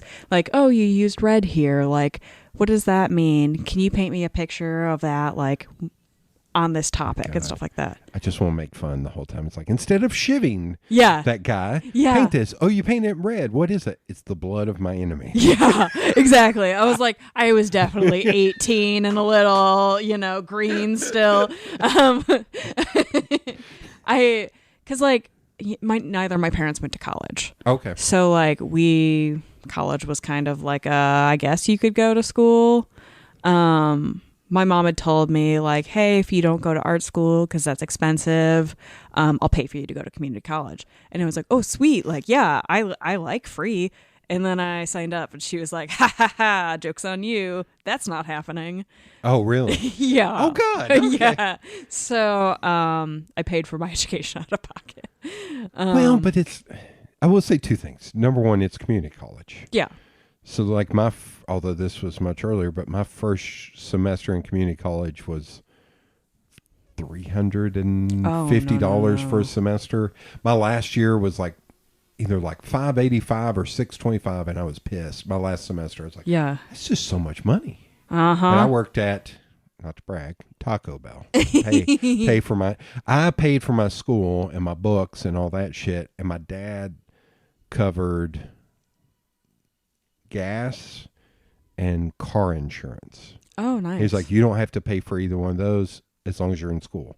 He's like, now in summer, you're on your damn own for gas. But if you're going to school, I'll pay for your gas. Now, granted, this was in the mid to late 90s, so gas was 89 cents a gallon, and I drove a 86 Toyota Camry, so it would be $10 a week for me to go to school. And that was driving from East Knoxville to Pellissippi. Oh, yeah. Almost to Oak Ridge, and it was still $10 a week. You went to the Hardin Valley campus? Yes. That's where I work. Okay. But he was just like, oh, I'll cover your gas. You got to cover your gas if you do anything else, but as long as you're going to school, I will cover your. I was like, okay. God, that's so nice. Yeah. My parents were like, yes, we're not going to pay for that, but also pay us rent. Oh, shit. So, needless to say, I moved out at 18. Oh, God. See, I didn't get that until I lived at home until I moved into this house, and I've been living here 19 years. Mm-hmm. So it was finally, my mom was like, we're about to start having to charge you rent. I was like, oh, okay, I'm out. It's time. Yeah, I'll just move into a house. Like, why would I do that? Why would I pay rent here? I was already kind of having to buy groceries and do stuff. I was like, no, I'll just move out. It was like $5 more a month for me in rent to have my own place. Oh, shit. Because I also had like a curfew of like 10 p.m. and I was like, I'm working full time and going to school. Yeah. None of this adds up, so I'm just going to go. Yeah. Oh, my God. Okay. So you did go to community college? I did. I didn't graduate until I came here, and I graduated from Pellissippi this fall. Okay. Were you just kind of taking classes when you went up there? Yeah. So originally I was like greenhouse management major, and then they had that in community college? They did. Wow. I mean, they shut it down and didn't give me any of my money back. But that was another reason why I moved, was I was just like, man, my garden got shut down. My greenhouse got torn down. I am done. But how many people graduate with English and math degrees? Well, God knows we need more of those. Yeah. We don't need any more graphic artists or... Anyway, yeah. I'm not getting on my soapbox about like, hey, why don't we teach kids how to be plumbers? Yeah. And now, like, if I had gone back, I'd be like, man, I just would have gone to trade school and gone and like learned how to become an electrician. Yeah. Like, because not only do I'm currently working on my bachelor's in engineering, but like, if I could do it over again back then, I would have just gone to trade school. So you got your degree. What'd you get your degree in here? I just have like a general science degree. Oh, okay. And then I'm getting my software engineering degree online right now. Oh God. Okay. Yeah. That hurts my brain. Yeah, it hurts mine too, but it's also like really interesting. Okay. Because you're creating, you're building, you're creative problem solving. Just please don't be doing UI UX, because those people make me very angry. Oh no. I was like, I want to be a freelance like web developer. Okay. Like, that's the goal. That's in my world, so that's good. That's good. The UI UX people, God love them. I hope one of my friends does not listen to this, but I'm like, it's so data driven, but the data is just kind of made up to where it's like, hey, we need to do this. It's like, why do we need to do this? Like, well, we polled 100 people and they said we need to do this. It's like, that's 100 people out of how many billions of people on this earth? And we're going to do everything just based. No, we don't need to do that. How about you go off of my 30 plus years experience in design and marketing to know we don't need to do that? To me, that would make more sense than a poll. But also, you're talking to engineers compared to They're a different breed. Yeah. That's what I think it's going to be very funny once I'm in the industry as a creative woman. Yeah. Yeah. I've got friends, I think my old roommate, Candace, I think she does that. All I know is on LinkedIn, she's constantly posting about new certifications. Oh, yeah. That she's gotten in like software development and shit. And I'm Big like, on certifications. oh my God. I know. Do you do anything other than do certifications? Dude, but they love them. I know. And I know a bunch of people in like app development and stuff, and it's all dudes. It's all dudes. It's all dudes. And that's what, like, honestly, so I'm like in my third year of college, I guess. I've already had so many people scouting me because they're like, huh, woman developer? Yeah. Please. Yeah. I'm like, you want that diversity hire? Because it's me. But they don't want to, God love them. Bless your hearts if you're listening to this. They don't want another douche in there. Yeah. They don't want another dude bro in there. It's true. There's a group in the, have I said the name of the company I work for? I have not. There's some kind of tech company in the building we're in. And one of the other people in my office was like, it's such a like dude bro-y down there. They're like the cleaning people have told us how gross it is. I was like, I'm going to open their door and go, where's your mamas at? I'm going to take photos, send them to your mamas, because your mamas will kick the shit out of you for... You should be embarrassed. Treating people like this, you little assholes. Like that's my favorite insult. Yeah. Like when people are being terrible, I'll be like, go apologize to your mother. Yeah. So this is a weird thing for me, but you'll know Esther. So love her. What's funny. In the illustrators group, every time we leave, it's me and a bunch of women, usually. There's only one other dude that usually shows up, but it's usually me and a bunch of women. And the minute we walk out, I was like, does anybody need me to walk them to their car? Yeah. Because we're in the old city or we're downtown or we're somewhere. And Esther, usually you're like, no. And I was like, I'm only saying that because if I don't offer, my mom will appear out of nowhere and beat the shit out of me for not offering. And I've had to kind of fuss back and say, it's also optics. Yeah. Because I'm 6'7" and way close to 3 bills. If there's somebody coming to start shit, they're probably not going to approach us. No. It's like, and if they do approach us, you can get away because it'll be me that they come after. It won't be you. But Esther is like, no, I have a knife on me. Nobody's going to mess with me. I was about to be like, did she have her knife? Is that? Yeah, that's fine. That's fine. So where this last time I asked and they kind of laughed at me, I was like, hey, again, it's optics. And it's also how I was raised, man. Yeah. I was like, this is not, I've had people fuss at me. I was like, I'm not saying you can't take care of yourself. I'm not saying you're not a badass. But it's like, I'd rather there not be that issue. it's like 9:00 at night on like a Tuesday. There's not a lot of people down here, and you're about to walk somewhere where there's not a lot of light. I was like, and same thing. I don't know how you were raised. If you were raised to be aware of your surroundings. Yes. Like, I'm from north of Detroit. Yeah. Yeah. I'm always ready to fight. Oh, the amount of female friends I have talked to or daughters of friends where I've said, here's 2 things to think about, 2 things to consider. Keep your head up. Head on a swivel. I learned that in football.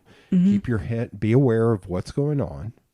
And number 2, go for the throat or the testicles. Oh, yeah. Because if you think, and I've said, if you think you're in danger, but you think they will go away, go for the testicles. If you think your actual life isn't, go for the throat. You may kill them, but it's better than you being dead. That's a them problem. And I've had 18, 19-year-old daughters of friends be like, what the hell are you doing? I was like, hey, I just want you to be okay and take it from somebody who's been in a lot of fights. Yeah. Don't be afraid to hurt somebody. And I'm telling you, as big as I am, I can't overpower everybody if they're going after my testicles or throat. Like, I know that. Like, there are vulnerable spots to where if you really feel like you're in danger, fight like your life depends on it. Absolutely. Yeah. So when I offer, I'm just like, I don't know. Has anybody had that talk with you? And I'm not mansplaining. I'm just, I have a little sister and I think about this shit. And I was raised by a bunch of big dudes who I've seen get in fights with people because of them touching a woman or a child or And Shit also, like, that. good on you for being aware. Right. And that's the thing is, like, not all men are aware, especially, I'm going to say it, white men. They're just not aware of the reality that women live in. Yeah. Like, bless him. My partner and I were downtown recently, and it was late at night, nobody around. And there was a guy who turned down a road after us. And, like, I was walking at a normal pace, and suddenly my partner's like, why are you booking it? And I was like, did you not see that guy? He's like, yeah, but I figured we were fine. And I was like, I don't take risks. I'm a woman. Any man comes near me, I'm going to book it. I have been in a lot of precarious situations over the years, even being this big, in that I was in Columbia, South Carolina. Ugh. Sorry. Oh. Sorry. It's actually, there's a nice little downtown there. There's some good food there. But I went to see Tony, and I walked from my hotel to the venue because it was only like a mile away. Mm-hmm. As I'm walking there, I'm like, I just entered a point where this is not a great part of town. Mm-hmm. It's like, so I need to be aware. Like, a lot of the street lights were out. You just know. Mm-hmm. So I'm coming back. And there are 3 people in front of me, 2 women and a dude. And there's this one guy that's just kind of hanging with us. Mm-hmm. But he keeps doing weird shit. Like, he'll go ahead and then he'll just stand in a doorway, almost like he was being photographed with his, like, foot up on the door. And he'll stand there for a second, and then all of a sudden when we pass enough, he goes in behind me. Hate it. And I'm sitting there, like, I'm trying to think, what did I have on me? Oh, first thing I did was I was dressed up, wearing a sport coat. I unbuttoned my sport coat, and I always carry a large Sharpie on me because I like to draw and shit. But I also started palming the Sharpie. I was like, this is a hard object. Yeah. To where if I hit somebody with this, it will fucking hurt. I know where to hit them. And I'm sitting there palming that thing. And then all of a sudden, like, we get to a red light, a crossing, and he just walks like 10 yards down, walks across, and there's a parking lot, and he's just kind of circling the park. And this dude looks like a normal dude. He doesn't look like he's, I don't know how to say that without being mean, but like, he doesn't look homeless. He doesn't look mentally. He doesn't look unhinged. No. I don't know what the fuck's going on. Mm-hmm. And the 2 women and the man in front of me, they're kind of, the 2 women are in higher heels, so they're walking a little slow. And there was a point where I was like, hey guys, I'm not following you. I'm just walking behind you. Mm-hmm. And they just laughed. And I was like, I just came from the show too. They were also dressed nice. Mm-hmm. And they just giggled and they were like, yeah, that's fine. And I was like, but they were also taking up the entire sidewalk, so I couldn't get around. Mm-hmm. But we hit a point to where I was like, looked on my little phone. And I was like, oh, I can go left or I can go straight. And they went straight and I went left. And the whole way I'm looking in the windows to see if that dude was following me. Mm-hmm. And he wasn't. And I just kept going. And there was finally a point where I just turned around and looked. I was like, did he cross the street? Nope, I don't see him. And I turned a corner and I just sped up and kept going. And I was like, man, I wonder if he did anything to those. I mean, it was actually like, it was hard not to go, what are you doing? Mm-hmm. What are we doing here? Why are you doing this? What's the angle? Yeah. What do you want? Yeah. What the fuck is going on? Just go ahead. If you don't like that we're taking too long, go the fuck ahead. Yeah. Like, but if I had known those people, I probably would have done it. But because I was on my own, I was like, I don't feel comfortable doing it. Also, I'm a big white dude, and it was a younger black dude. And I was like, I don't feel comfortable also calling that out. But it's also, you are acting weird, and it is putting me on my toes. Like, this is... That was not normal behavior. No, this is not... And it just kept happening. And it was like, what are you doing? What do you want? Do you want to ask us for money? Do you want to... Are you trying to rob us? Like, what... Or are you just stoned or drunk or something and you're just... Lost. Yeah. That's the other thing. I was like, he could be tripping balls right now. I was like, and that's totally fine. I don't care. Absolutely. But it's also, you're weirding me out and... You're making me consider things. Yeah. I was like, I don't know. I wanted to look at him and go, I realize you're younger than me. I will fucking end you, dude. Don't come at me. Like, don't come at me because I will hurt you. Because I am completely stone cold sober and I'm in my own, I'm good with my mental faculties right now. I will hurt you. Like, don't, whatever you're going to do, it will not happen. Not if you pull, I don't care if you pull a gun. It's not going to happen. I will end it. But it was just fucking weird. I was like, this is odd. This is, and I couldn't also, I imagine, almost like- wonder, I meant to look the next day in the paper to see if there's anything that happened. Like, it was very weird. Anyway, sorry. Don't trust. No, you're good. Yeah, I got down a rabbit hole. You don't finish up there. Was there something you did, like a job or something, for a while before you moved down here? Yeah, I was actually an embroiderer for 5 years. Question Okay. mark. I don't remember how long I did that for, but I worked at a t-shirt shop. This is my favorite job ever. I loved it there. I probably wouldn't have left if I wasn't moving. Okay. Because it was just fun. Like, I used to make all the tour gear for Eminem. Like, Okay. I made like a $9,000 jacket for Vin Diesel one time. Holy shit. Yeah, so we would get, because we did a lot of work for the automotive industry, and we got a job when the Dodge Demon came out to make a special jacket for Vin Okay. Diesel for advertising purposes. Man, I was standing there sweating over the machine Oh my for like God. so long. And just a bunch of other cool stuff. There was like a brief period of time where they were trying to make another Wayne's World, and we got tasked with making like 500 Wayne's World hats for like the release. That never happened. Oh my God. So that was really cool. Yeah. I loved it. It's called Earth to Earth in Pontiac.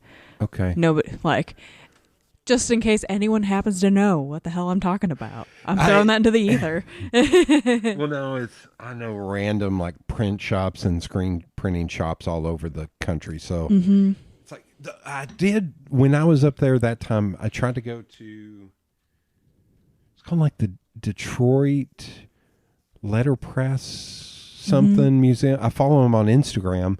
I went to the address, and it was in a not great part of town. I believe that. And it was just like almost like boarded up and everything. I was like, it says on your Instagram page you're open these But are hours. I was like, but I don't think you are.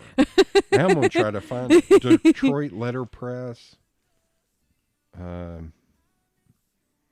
See if I can find them. Maybe I unfollowed them. They were like, you're not open, unfollowed. Detroit. Oh, here we go. Detroit Wood Type Co. Oh, interesting. 13401 Mount Elliott, Detroit, Michigan. I wonder if this is the same place. Let's see. Yep, this is where I went. And there's nothing that, like, it looks like an empty building. I'm looking at it on Google Maps. Like, it just looks like an empty building. Yeah, that's real vacant. And it was in a part of town to where it took me a minute to get there. And then I got there, and it was just like, there's nothing here. I always like, I think Detroit is so big. I think I even sent them a DM like, hey, what's going on, man? I'm up here, and I would like to visit your place. And it says you're open, but you're not open. Like, it was very weird. They never get back to you? Nope. Huh. I'm kind of looking through. Hell, there's a drawing. Detroit Wood Type World Headquarters. There's a drawing, and it's that building. So I don't know what was going on. It was very weird. And it was like during the middle of the week when they should have been there. Yeah. Like, you know what I working. mean? It wasn't like it was a weekend or late at night. Mm-hmm.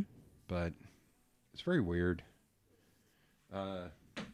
Okay, so you're working for them, and you're getting to do stuff to express some kind of art and creativity. Yeah, I like, it was fun in the sense that like I got kind of an idea of like making clothing and like what looks good.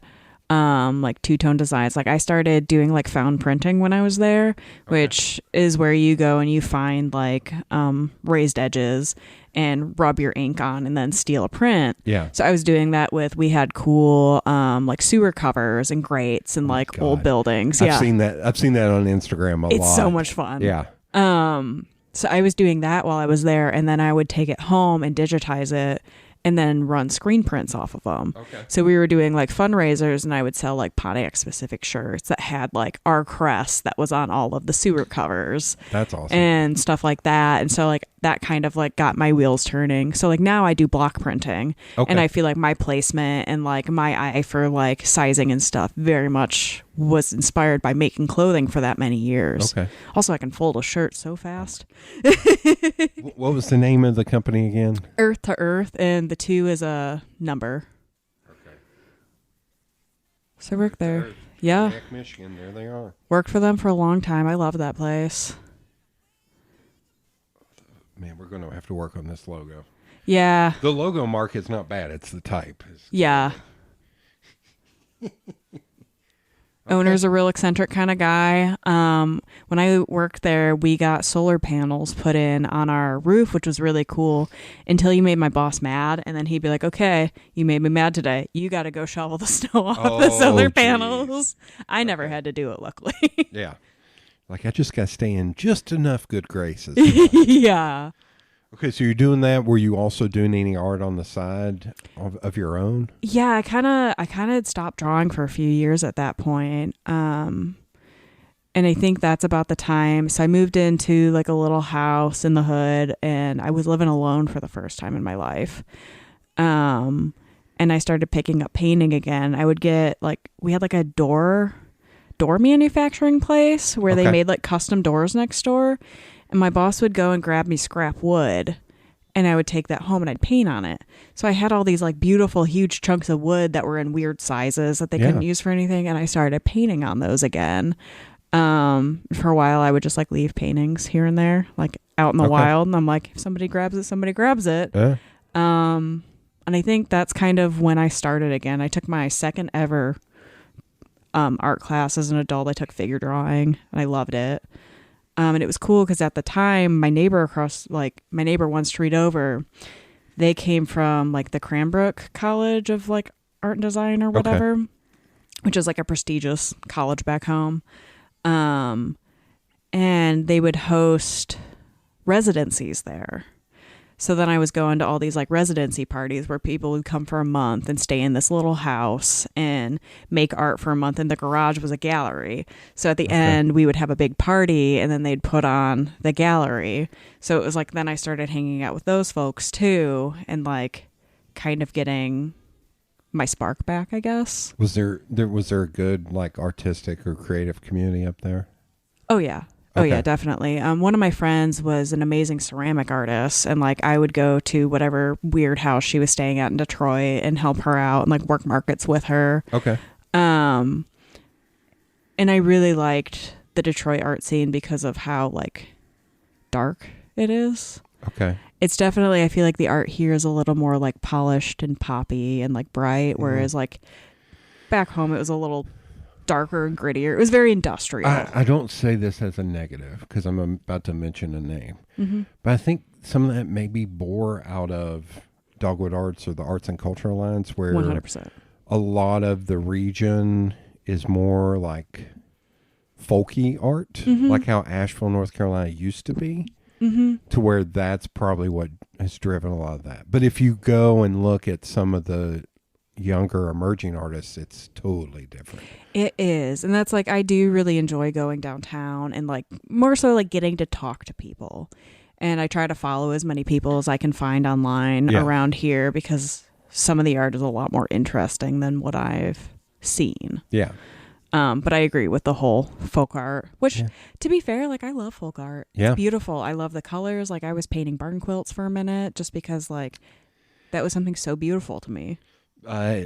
No slight to anybody I've had on before or to you in the middle of this. But the best podcast I did was this woman, Gail Hinton, who does murals in schools around the region. And her art is very bright and, you know, folk arty, kind of pretty, don't know how to put it. It's one of the best, it's the best interview I've ever done. Yeah. And she's an 80-something-year-old woman who works 7 days a week. She still climbs up on scaffolding. She takes no shit from any man. She's the best. And it's the best interview I've ever done and probably ever will do. But I look at hers and it's like, oh, yeah, that's that style. And there are probably some younger people that would poo-poo that. And I was like, fuck off. I was like, her art is also maybe in schools where that's the only place where underprivileged kids are being able to see art. So the fact that there is art, if you poo-poo that, then you're a dickhead. Absolutely. And also, like, not all art is accessible to every person, and that's okay. Yeah. And it shouldn't be. No. And that's something, I don't know, I think I've learned as being somebody who incorporates a lot of, like, bones and, like, dead things in my work and decay. It's like, this isn't going to be for everybody. Yeah. Not everybody's going to be, like, death fixated like I am. Oh, my God. I'm holding my tongue. I want to go into a spicy take, but I won't hold my tongue. Do we cut the microphones? No. If I can remember at the end, I'll mention it. It's very much a thought that I have to say, not recorded or even typed anywhere. I have to say it in person because I'm worried I'm going to get in trouble for saying it, but that does not make it any less true. And many friends who agree with me, and it'll make sense later. I'll try and remember. I'll make a note. Please do. I'm curious. There. I'm typing the name so I don't forget. I was like, but don't type it fully. No. Oh, no. You'll never know. So you say that. Do you go into any of the, like, apothecary shops or any of the, like, is that what's called? Not apothecary. Oddity shops? Oh, yeah. So when I went last November to Cleveland to visit my friend Hannah Minocchio, who runs Snakes and Aces, screen printing shop, and she's an artist too, she took me to like 2 or 3 in Cleveland that were fucking awesome. Yeah. And I went to one, the town right outside of Cincinnati in Kentucky. I can never remember the name of the town. They have a place called Heil, H-E-I-L, that's a record and oddity shop. Oh, that's so cool. It's awesome. So if y'all ever go back up to Detroit and drive, you can stop in there. That's cool, especially records. That's like, I love oddities. My boyfriend loves records. But I never thought of that. And then I interviewed a woman on the podcast that's Pickety Witch. Okay. That she goes to all those oddity shows that are all over the country. Which is incredible. Yeah. Wild to me. It fascinated me to walk into a store and it's nothing but like animal heads, but it's not hunting. It's like a raccoon that they found, but it's preserved. Crazy. So how did you get into that kind of style? I think so. I always played in the woods as a kid. Okay. And I found a muskrat skull when I was like, I don't know, 11. And I've always collected things I found interesting. And that was like one of my prized treasures was this little sun-bleached muskrat skull. And ever since, it's just been something that I just find so beautiful in such a weird way. I don't know. It's just this like nostalgic reverence, I guess, where it's like I find something sacred about death and the things that get left behind. And so it's like bones are this weird, they're not quite disappeared, but it's a ghost of what was. And there's just something so poetic about that to me. That's a good album title. The Ghost of What Was. I'll have to remember. Write that down. Okay. And so you got into painting. So now how much of your work is painting and how much of it is in another media? Would you say you're more preferential to painting now? I am. I love painting, which is funny because I never wanted to be a painter. I always wanted to be a tattoo artist. Oh, okay. And then, I mean, like you can tell, like I'm pretty committed. Which I gotta, I'm putting my finger up to remember something, but go ahead. And then I was like, man, if I want to be a tattoo artist, I have to learn how to do color. Yeah. Because I'd just been doing like black and white work forever. And so I picked up painting specifically to learn how to color. Okay. And then I was like, oh my God, this is the best thing ever. Like, I love painting. It's my favorite thing. Do acrylics, oils? Acrylic, yeah. Okay. Acrylic. I started painting with ink recently, and that's been really fun. I do a little bit of watercolor, but I'd love to learn oils. I just found out through work I get free classes. Really? So I'm hoping to take one that I can learn about oils. Oils are... Good Lord. I don't know how anybody has the patience to paint with oils. That's my problem. I also have cats. So I'm like, how much cat hair would I pick up in this drying time? Oh, my God. I'm trying to find a video because, here it is. This is my favorite channel on YouTube. It's called the Try Channel. And I probably talked about it way too much on here. It's Irish people trying things. And I'm going to click on this one. There's a comedian, Blada, or however you pronounce her name, that she has a tattoo that I don't know why I've never thought about this before, but it doesn't have the black outline, and it's like a lemon on her arm, and it looks so cool to me that it's just yellow, and then it just blends into her skin. That's cool. And this is a video I know she's in because I have talked about this a lot recently. Troy's like, I don't have any tattoos, but if I was ever going to get one, I fucking love this, that it doesn't have that black outline, and it just looks so cool. And that's her. Okay. Looks so cool and different. Oh, it's in the middle of the video. You can kind of see here in a minute. This channel is also the best. They're all like comedians or actors, and they're very funny. They all have their own personality. And we'll get to it. This is great audio to us watching a video. And I'm going to try and catch it because it like has her name and it blocks it. But then I've watched this enough to where I know exactly. See, there it is. Oh, yeah. But see how that kind of blocks it so you can't see. Damn it. Damn it, YouTube. But you can kind of see it. I don't know. I just find that interesting because I don't think I've ever seen anything like it. It's lovely. Yeah. I think this is so funny. I'm gonna drag Barley's a little real quick. Okay. I can do that too. Their seasonal cocktails are awful, and so we have a tradition where we go and all try one of the seasonal cocktails to see which one's the worst. Really? I'm one of the type of people, you can give me the wrong meal and I'll still eat it. I'm gonna write this time down in case you come back later and you're like, hey, can you cut that part out? Barley's is mad at me. No. Oh, right. Yeah. No, I'm just kidding. I've only returned, you can give me the wrong meal and I'll eat it. My first holiday cocktail from Barley's I sent back. Really? Yeah. That's the only thing in my life I have ever sent back because I was like, I'm sorry. This is undrinkable. Okay. So that's what we do for every holiday. I'm still giving them business. We all go seriously. and we do this every holiday that they have cocktails. What are you doing? It's hilarious. Okay, so here, I'll go positive. We'll get back to your art. Wait, let me move this back up because I got it. I want to also talk to you about being a bartender. But okay, yeah. Do you have a favorite place in town for cocktails? Ooh, for cocktails, it's tough. Or top 3 or 5 or something. I do really like the Turn Club. Okay. Jocelyn and I know them. They're awesome. I love that place. Still have not been to Fly By Night yet. I also like Fly By Night. I have tried to go twice, and one time they were closed because they had done God Love Jocelyn. They had done Sono Pride the day before. Okay. So they opened late, and by the time they opened, it was going to be like 4 hours past when we could go. I was with a friend who lived in Oak Ridge, and she was like, I can't wait around for it. Because it was also about to just an ungodly storm coming. She was like, I don't want to drive after drinking.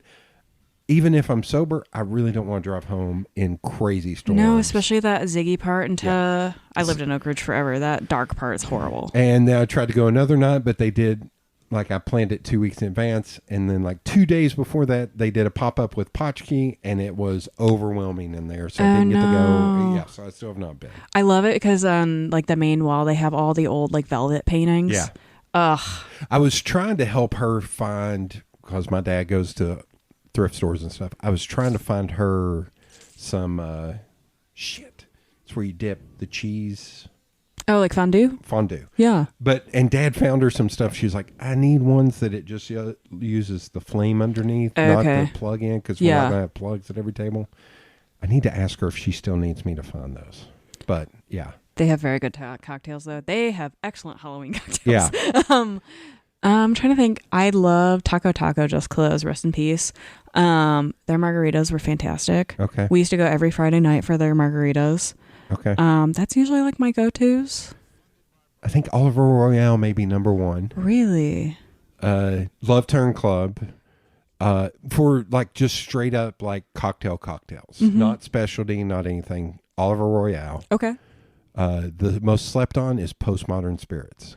I actually do really like there. It's one of those I always forget about, and then I go and I have a cocktail. I'm like, oh, that was lovely. They're the best. I know Stanton, the owner, and my friend Drew. Drew's been on the podcast. Drew is one of the bartenders, and it's Okay. great. And I know two of the other bartenders I've just gotten to know at the time. I was like, man, this is the most slept on place in the area. It's good. Like, it's so good. Because Stanton also knows his shit when it comes to actually making alcohol. Mm-hmm. So, I mean, you can't go wrong with a good cocktail. That's like, man, I'm a cocktail girl. okay. That's my soft spot. I will not mention where. There is a place that used to have the best old fashioned in town. Really? And it was consistent for 10 years through God knows how many bartenders. It was oversized, which I loved.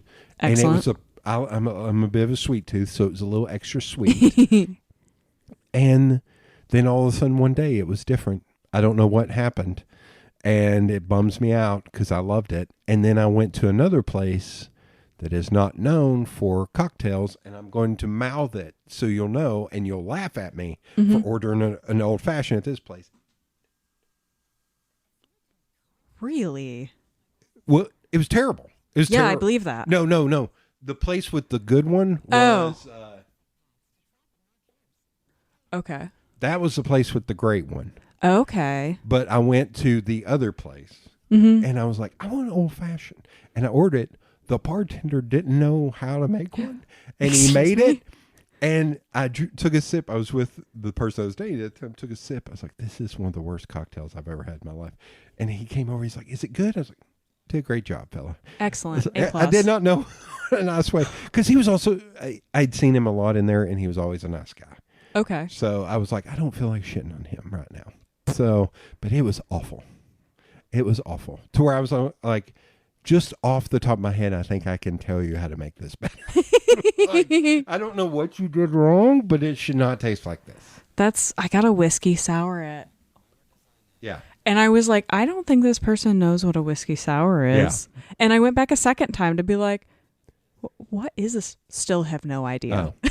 I will say, I will actually, because you named their name, one of my favorite things back in the day was to go to the second floor at Barley's and get Long Island iced teas. Oh, gosh. Because they were like $10. Oh, yeah. For a big pint glass of a long, and it takes, I've been drunk less than 5 times in my life because it takes so much, and I have such a tolerance. Oh, yeah. That I would drink $50 worth of Long Island iced teas and just hang out up there. It's like, this is great. They taste great. I don't know what mix they're using, but it's just enough sweet to where it cuts down the alcohol taste. And I can sit here drink it like it's a Coke. And I'm like, I may be the only one here that should be doing this, but holy shit. Like, and they would serve it to me because they knew me, and they were like, yeah, you're not going to get drunk. We're not going to have any problems out of you. So that's going to be. Yeah. Also, just the upstairs up there on like a weeknight to play pool it's pretty good. Well, I will say, so my high school class, we were here's us talking about alcohol, and here's an ad for, is it, I don't know how, Balvenie? I don't know if that's correct. Yeah. Oh my God. It's got Fred Armisen though. Fred Armisen, Lena Waithe, Anderson Paak, Yo-Yo Ma, but it's all shit. Questlove. Balvenie. Huh. Oh, Quest for Craft. So they used to have a YouTube series with Anthony Bourdain. Oh, really? That I think is still on here that talks about cocktails and stuff. So I guess they brought it back with Questlove. I'll have to watch that. Look at that pineapple. They are busting his balls for how big that pineapple is. And I think that's the guy on the right, Sean. He's the one who made those. Okay. Because it's him and another guy and a woman that are the producers. So they're the ones like making the drinks or making the food.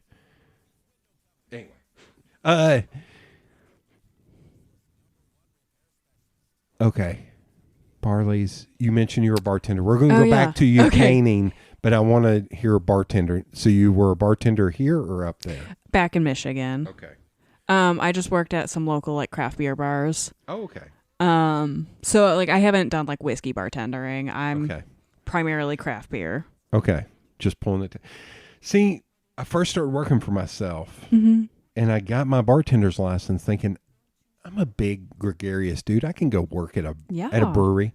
Then I realized most of the breweries, it's either the people who run the breweries that are working there or very young people that they don't have to pay very much.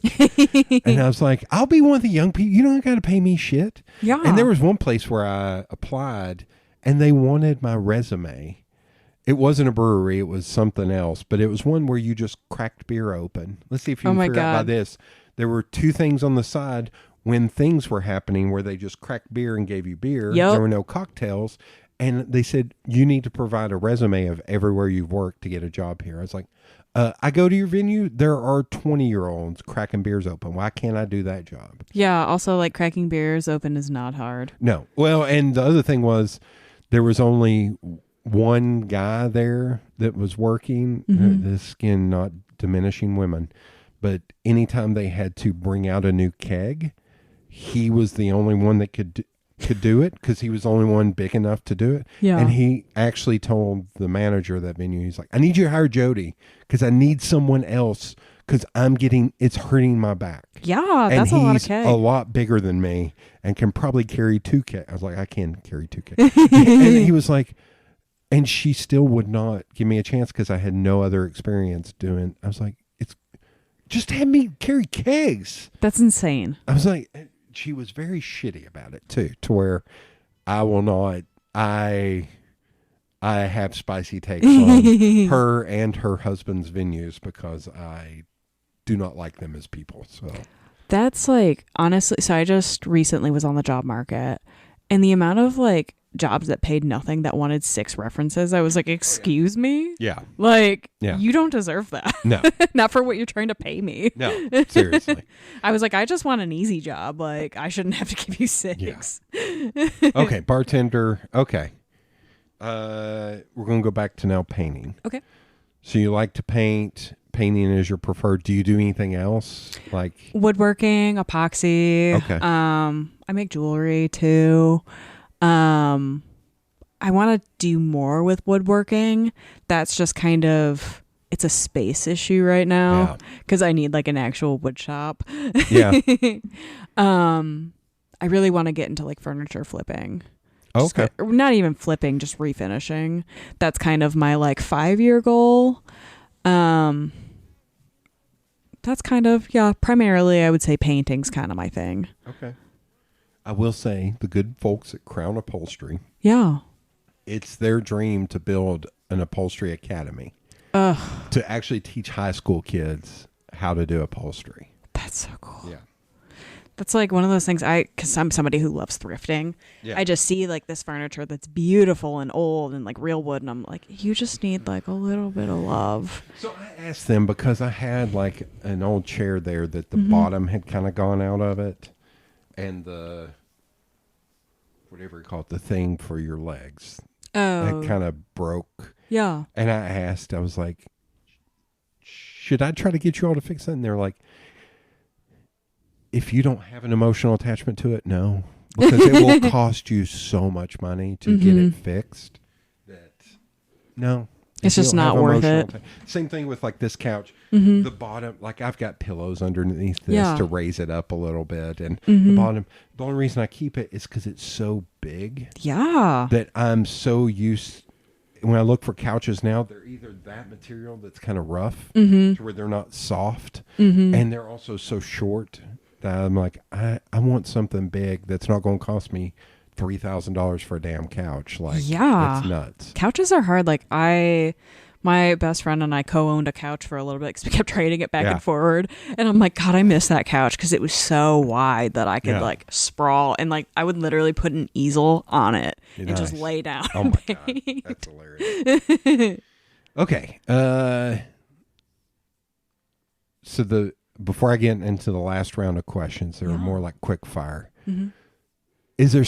This is a weird question to ask. Maybe is there something you're trying to accomplish in your painting?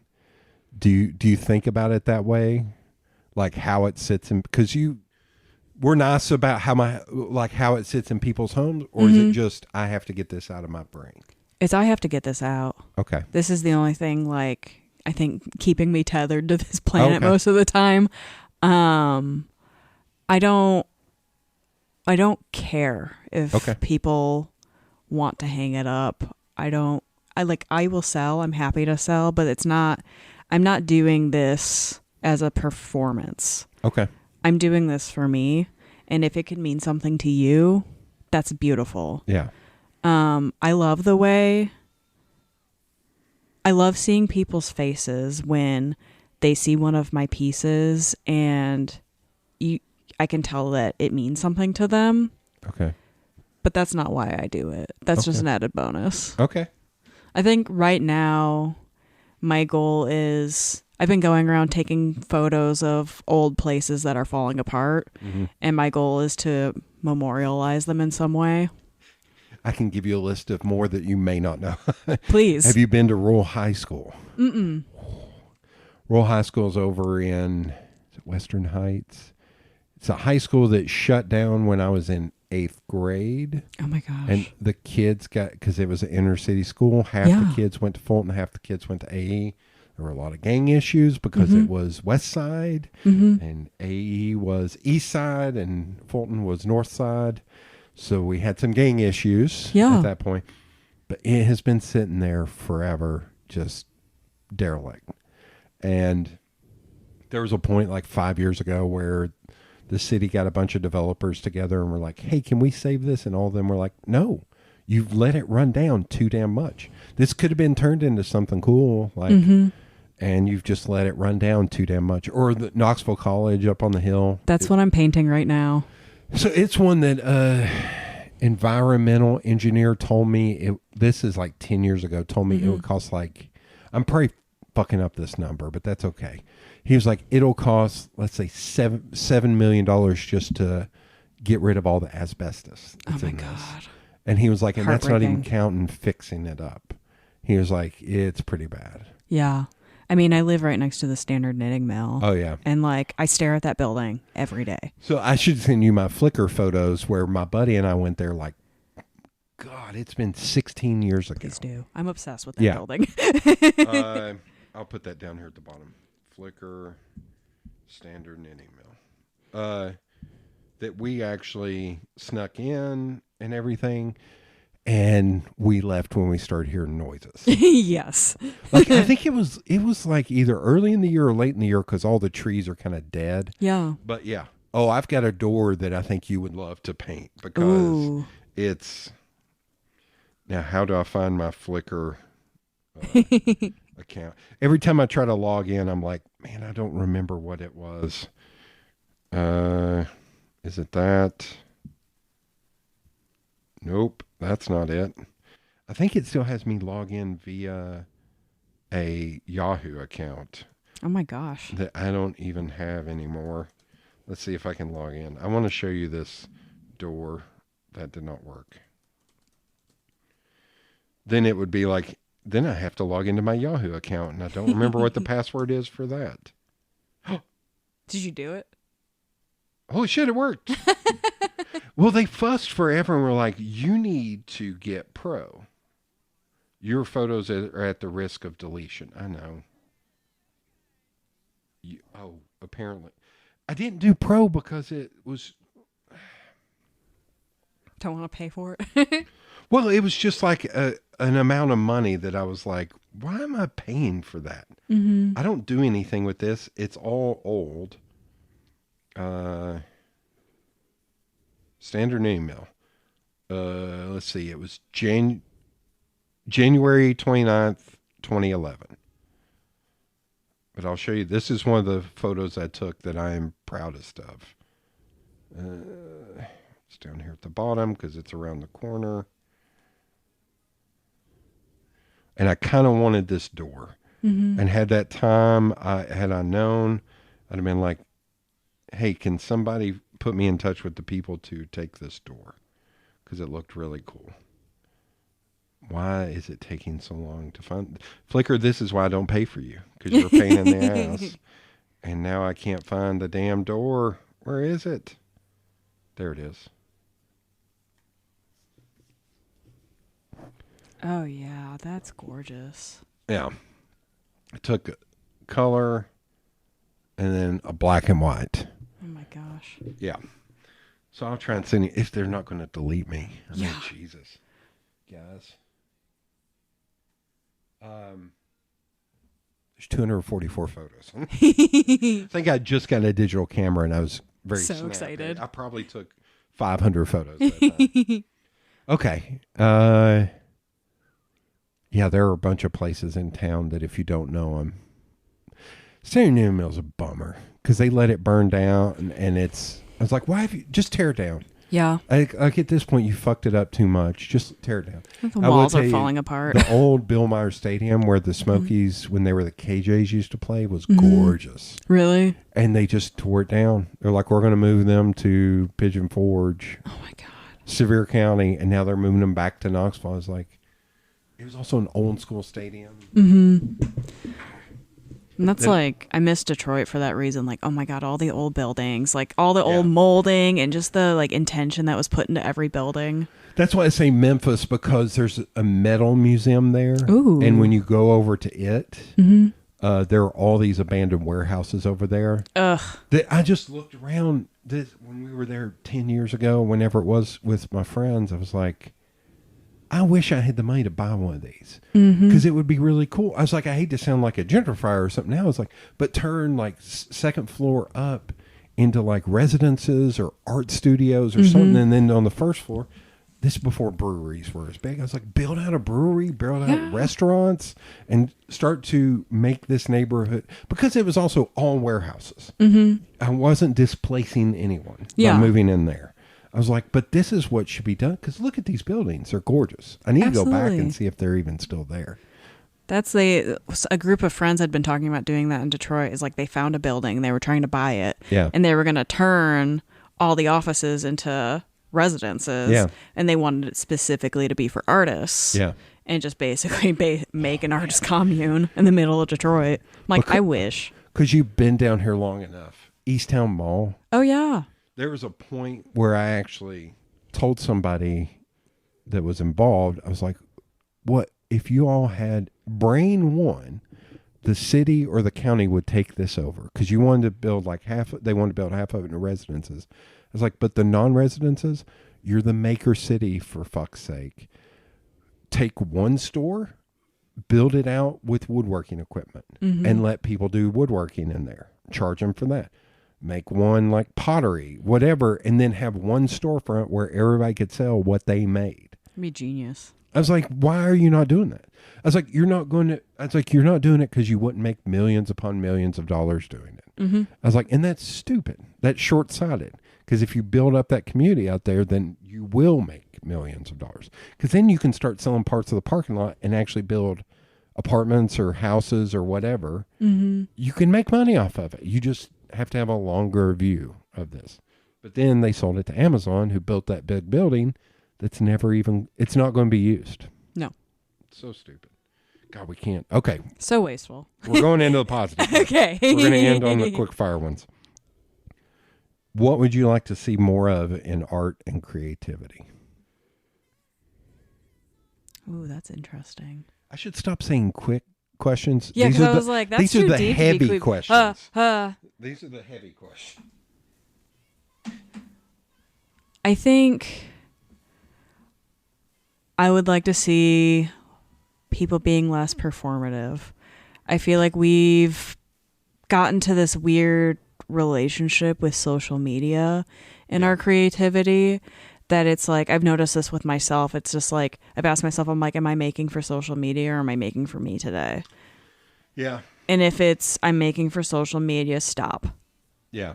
Because that's not me. That's me making for, it doesn't feel true. And that's what I'd like to see. You're not a content creator. You're not. But no. then again, nowadays, you almost have to be a content creator. You freaking have to be, and I hate it. Yeah. I didn't have a smartphone for so long. So I'm like so behind the game. Okay. Yeah, because I'm in marketing and stuff, I don't struggle, but because I'm also a marketing person, I'm sending you this Flickr album. Thank you. Right now, while I'm thinking about it, so I don't forget. I think what we do a lot in the illustrators group and stuff is I try to tell people, I was like, here's ways to create content for social media where you're not having to do something separate. Like a lot of them that do work in, I can never remember the name. It's the art.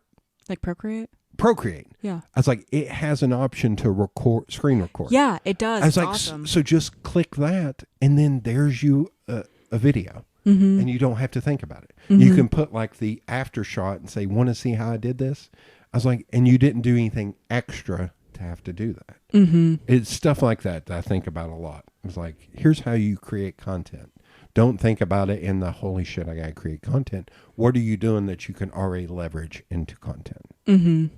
So it's like, it's hard as like a fine arts painter, because I'm like, I gotta like set up a thing and I gotta do this to make it appealing enough.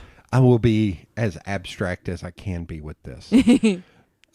Here, I'm not an arrogant dickhead, but I'm about to say something that's going to make me sound like an arrogant dickhead. Do it. There's so many groups here in town that are for artists that I should be talking about shit like that. But I am not cool enough to be talking at those, or I am not an influencer. And I was like, no, I actually know what the fuck I'm talking about, as opposed to I don't know.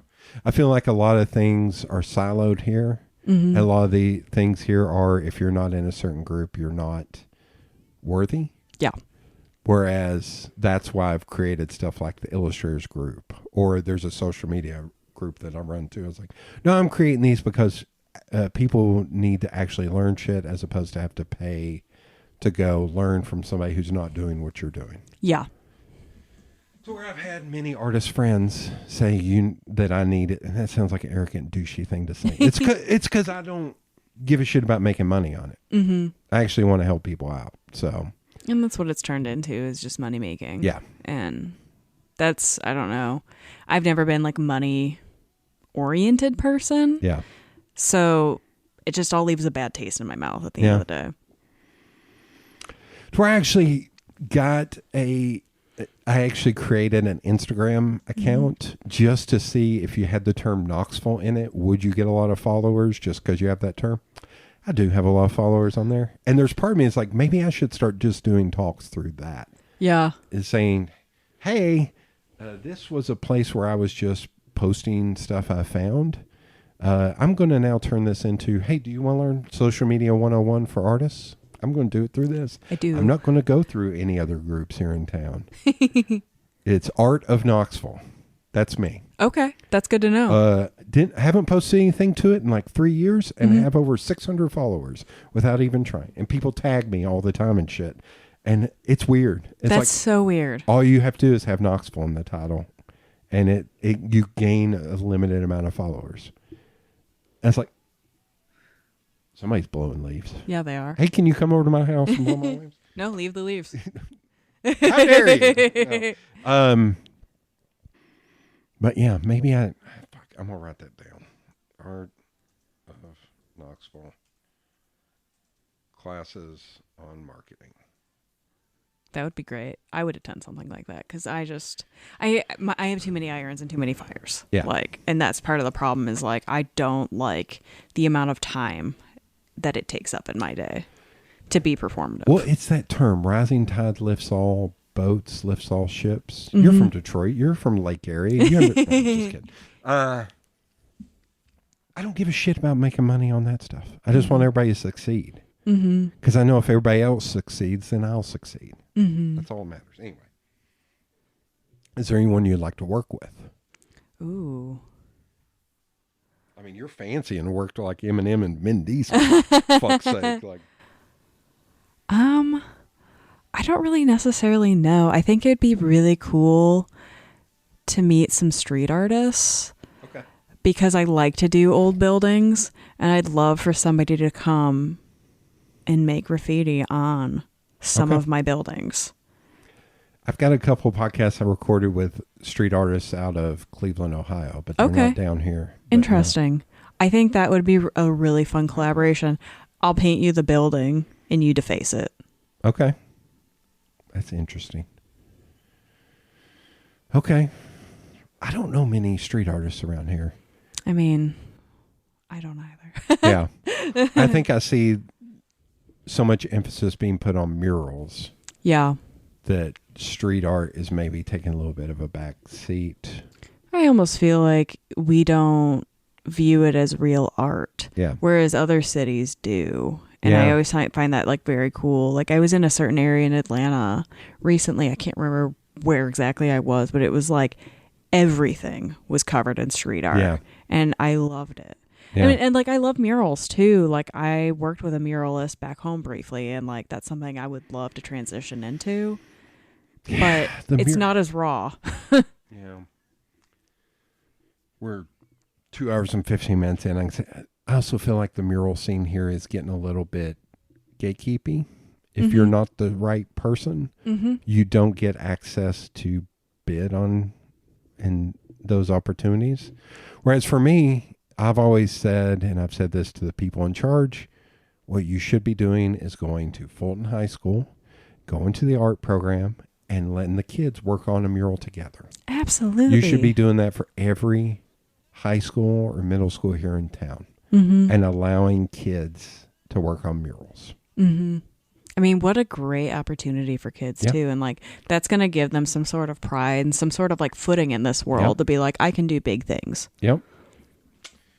Just my thought. I'm not in charge. Do you set goals or a checklist? I also feel weird pointing at you. But I'm like, I feel a little sorry. attacked right now. Sorry. No, I absolutely do not. At least I'm not doing like finger guns. Like, Really only when I'm doing like markets. okay. Because I feel like market art is different than my art. I have to basically make small enough things that I can sell and like make commodities rather than like works. I have like, I usually do things like within a year. So like within a year, I wanted to have a First Fridays this year. Okay. Within the next year, I want to have 7 local buildings painted. That's my goal. Did you have a First Friday? I did. Where was your First Friday? The Butchery in February. Yeah, Frog. Yep. Former guest of the podcast. I keep hyping the podcast on here. I was like, Her and Ben were on the podcast, sitting out front in the fall, and I was hoping it was going to be cool enough for a fire pit. It was 80 degrees. I was like, damn it, I'm still doing the fire pit. And we sat out there and recorded. But yeah, I was their artist in February, and that was really cool.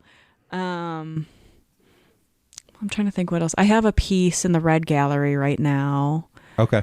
A1 Art Labs has their show on right now, and I have a piece in that. Okay. Where else did I display this year? It's been a weird year. Okay. I had something else this year, but I can't remember now. My gosh.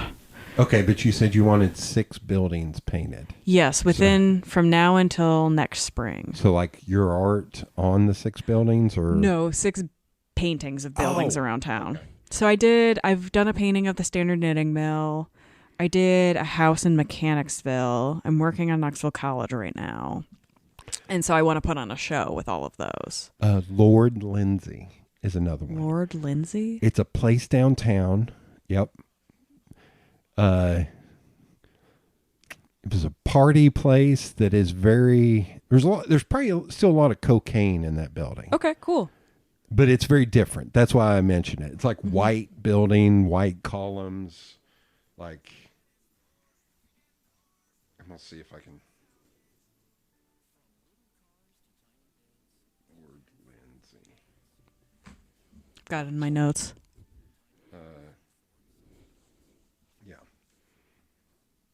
That's it. Yeah, absolutely. Like, but it's just cocaine fuel and like parties and shit. So hell yeah. I'm trying to think of something vastly different that it's not very similar. Yeah. Okay. And I went for a long walk yesterday and got a few more photos. Things are percolating. Yeah.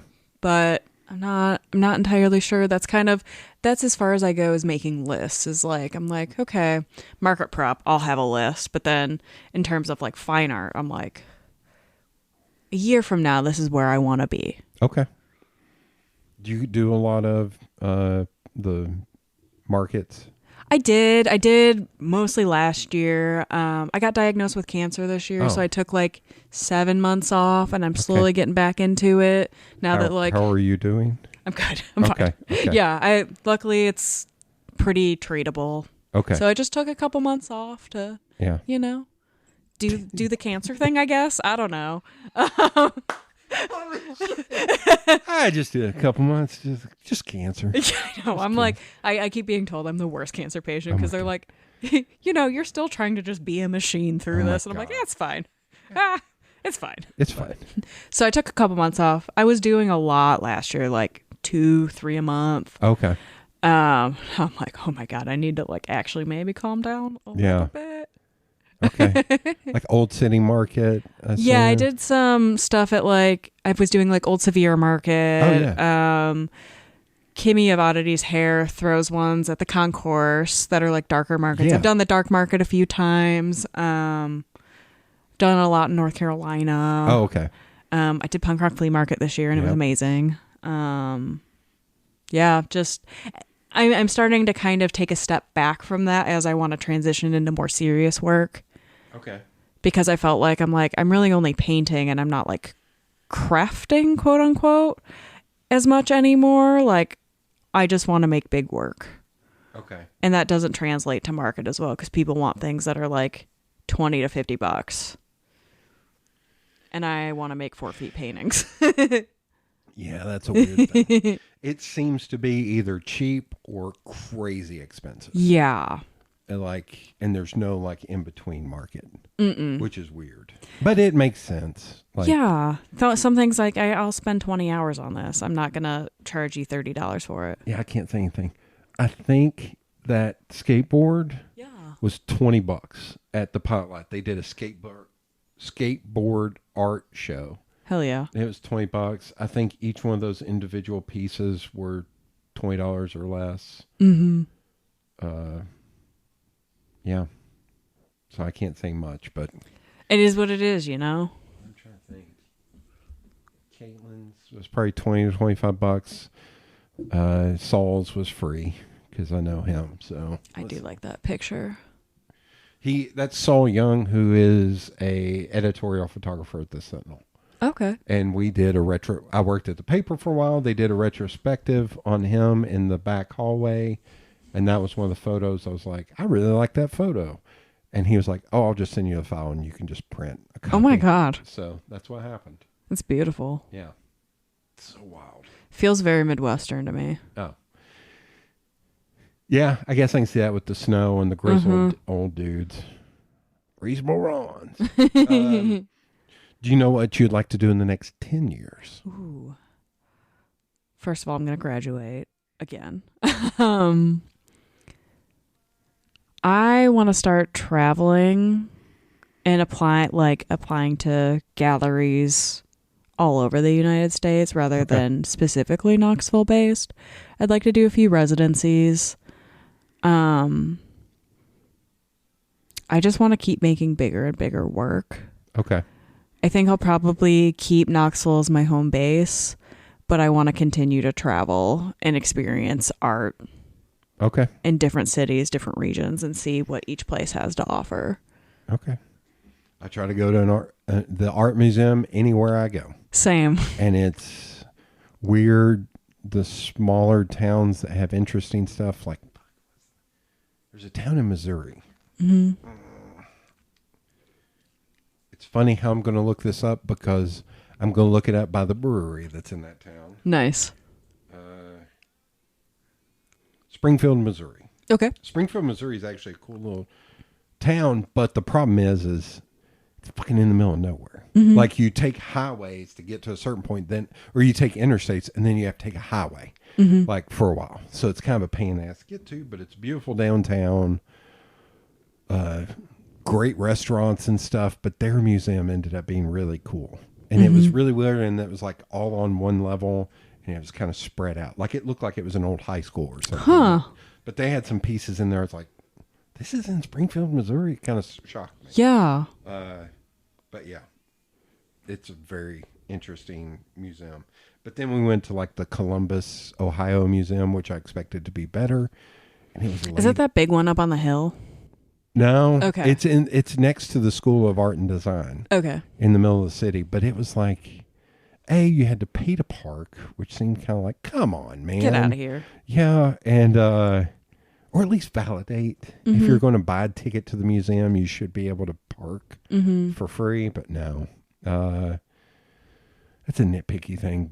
But then the museum, it was pretty good, but it was also like laid out weird to where there were points where we were like, have we been in this room or not? Mm-hmm. Maybe coming up with an idea for an app that no one would pay for, but it would be like, you should have an app for museums to where you can like check off the rooms so you know which ones you've been to. Because when I've been to New York to some of the bigger museums, like sometimes you get lost and you're like, have I already been in this room? Like, I was like, that would be a cool app that would have to be free. It would take a ton of money to advertise it, and no one would pay for this. No. You would have to get a grant or something to make this. I was like, but that's not a bad idea for Or an like app. do a partnership with the museums that use it. Yeah.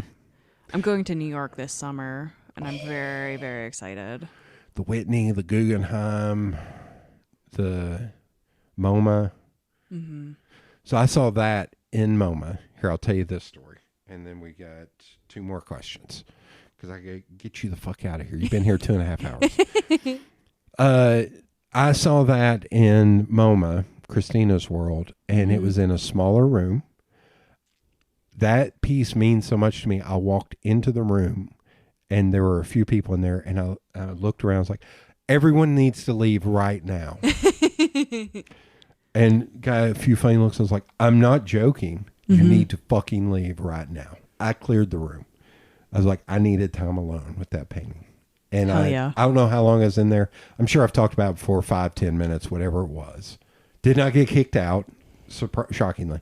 It's also how it's built up is amazing. Like it's not flat. And there's some other artists that some other famous artists compliment it. It's almost like a sculpture. Like it's almost not because it's so built up. Yeah. Wow. And I stood in that room, and if I had been this age to where I was okay with crying, I didn't have to be a tough piece of shit, I probably would have cried. But yeah, I had a moment with that painting alone, and I was just like, this, it meant a lot to me. Like it was just very emotional. Oh yeah. To stand in the room with that painting. I was like, I've cried in more art galleries than I care to Oh, admit. We went Greenville, South Carolina had a Wyeth exhibit 2 summers ago, I want to say. And it was, I think it was all watercolor and sketches. I cried. Yeah. In front of people, it's fine. So I'll tell the other funny story about that, which is modern art sometimes confounds me.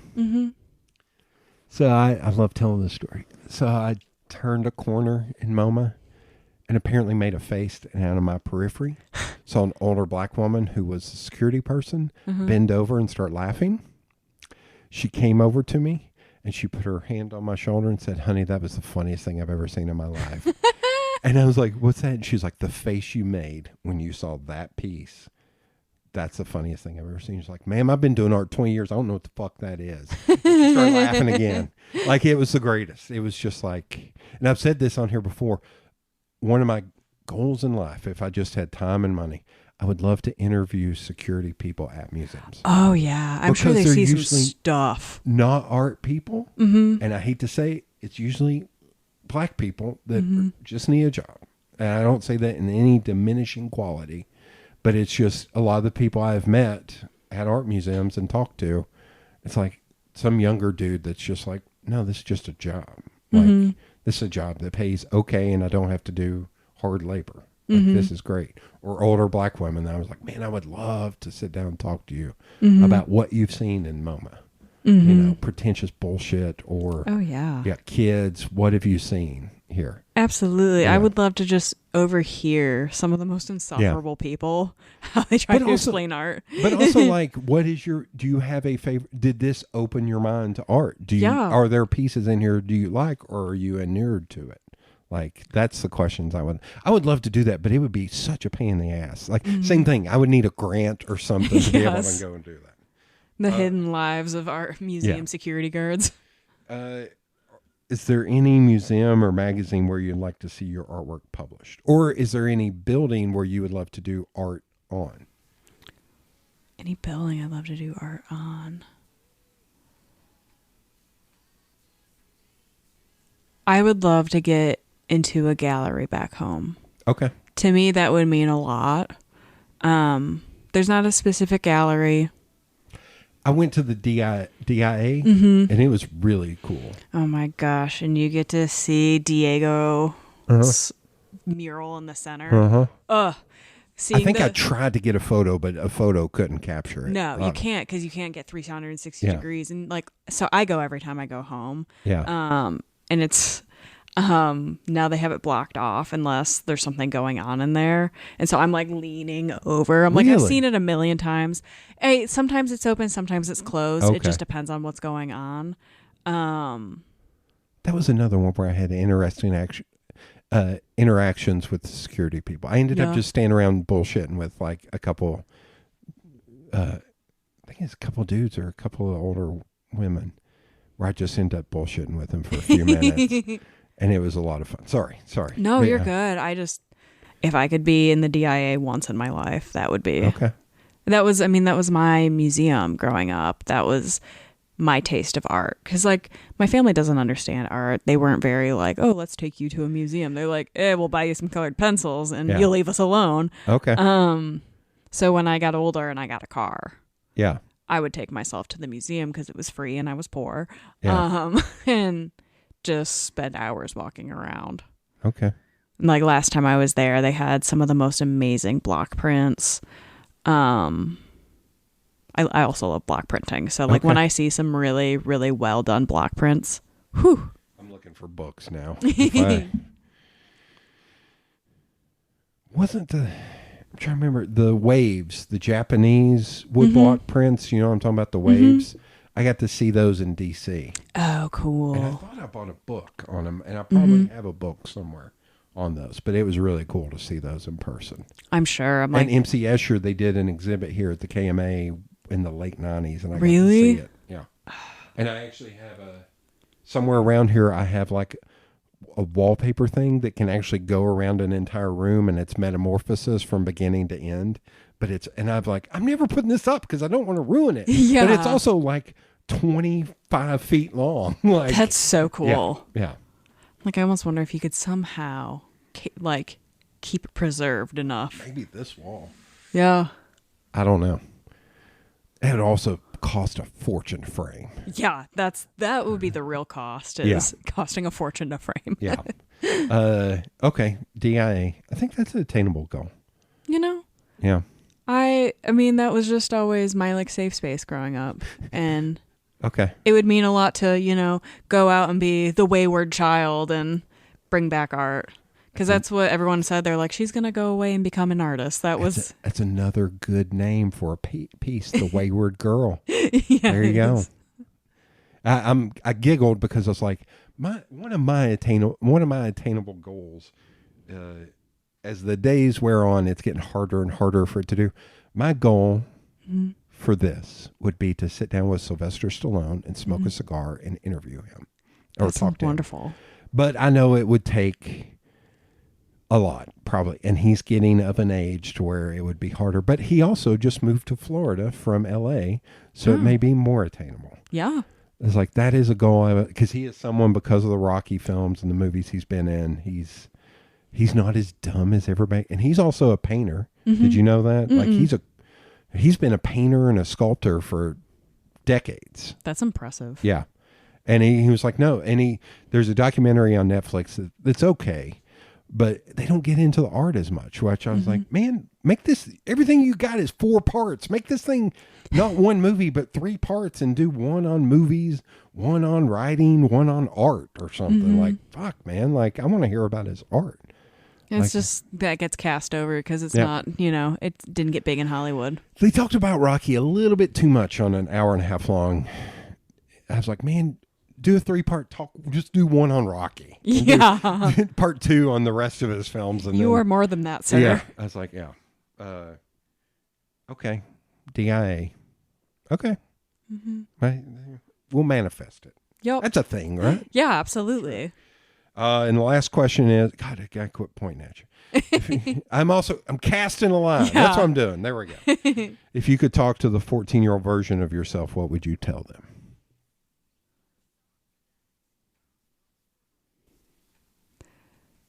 You are an artist, and that's okay.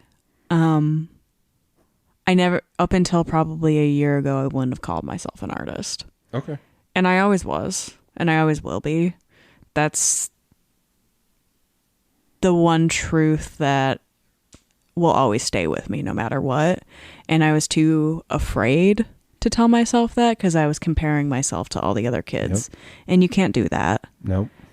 And that it's going to be okay. That's what I would tell myself. Basically, you are an artist and it's going to be okay. That's another good show title. You are an artist and everything's going to be okay. That's hopefully my biography one day. Yeah. All right. Thank you for being on. Thank you.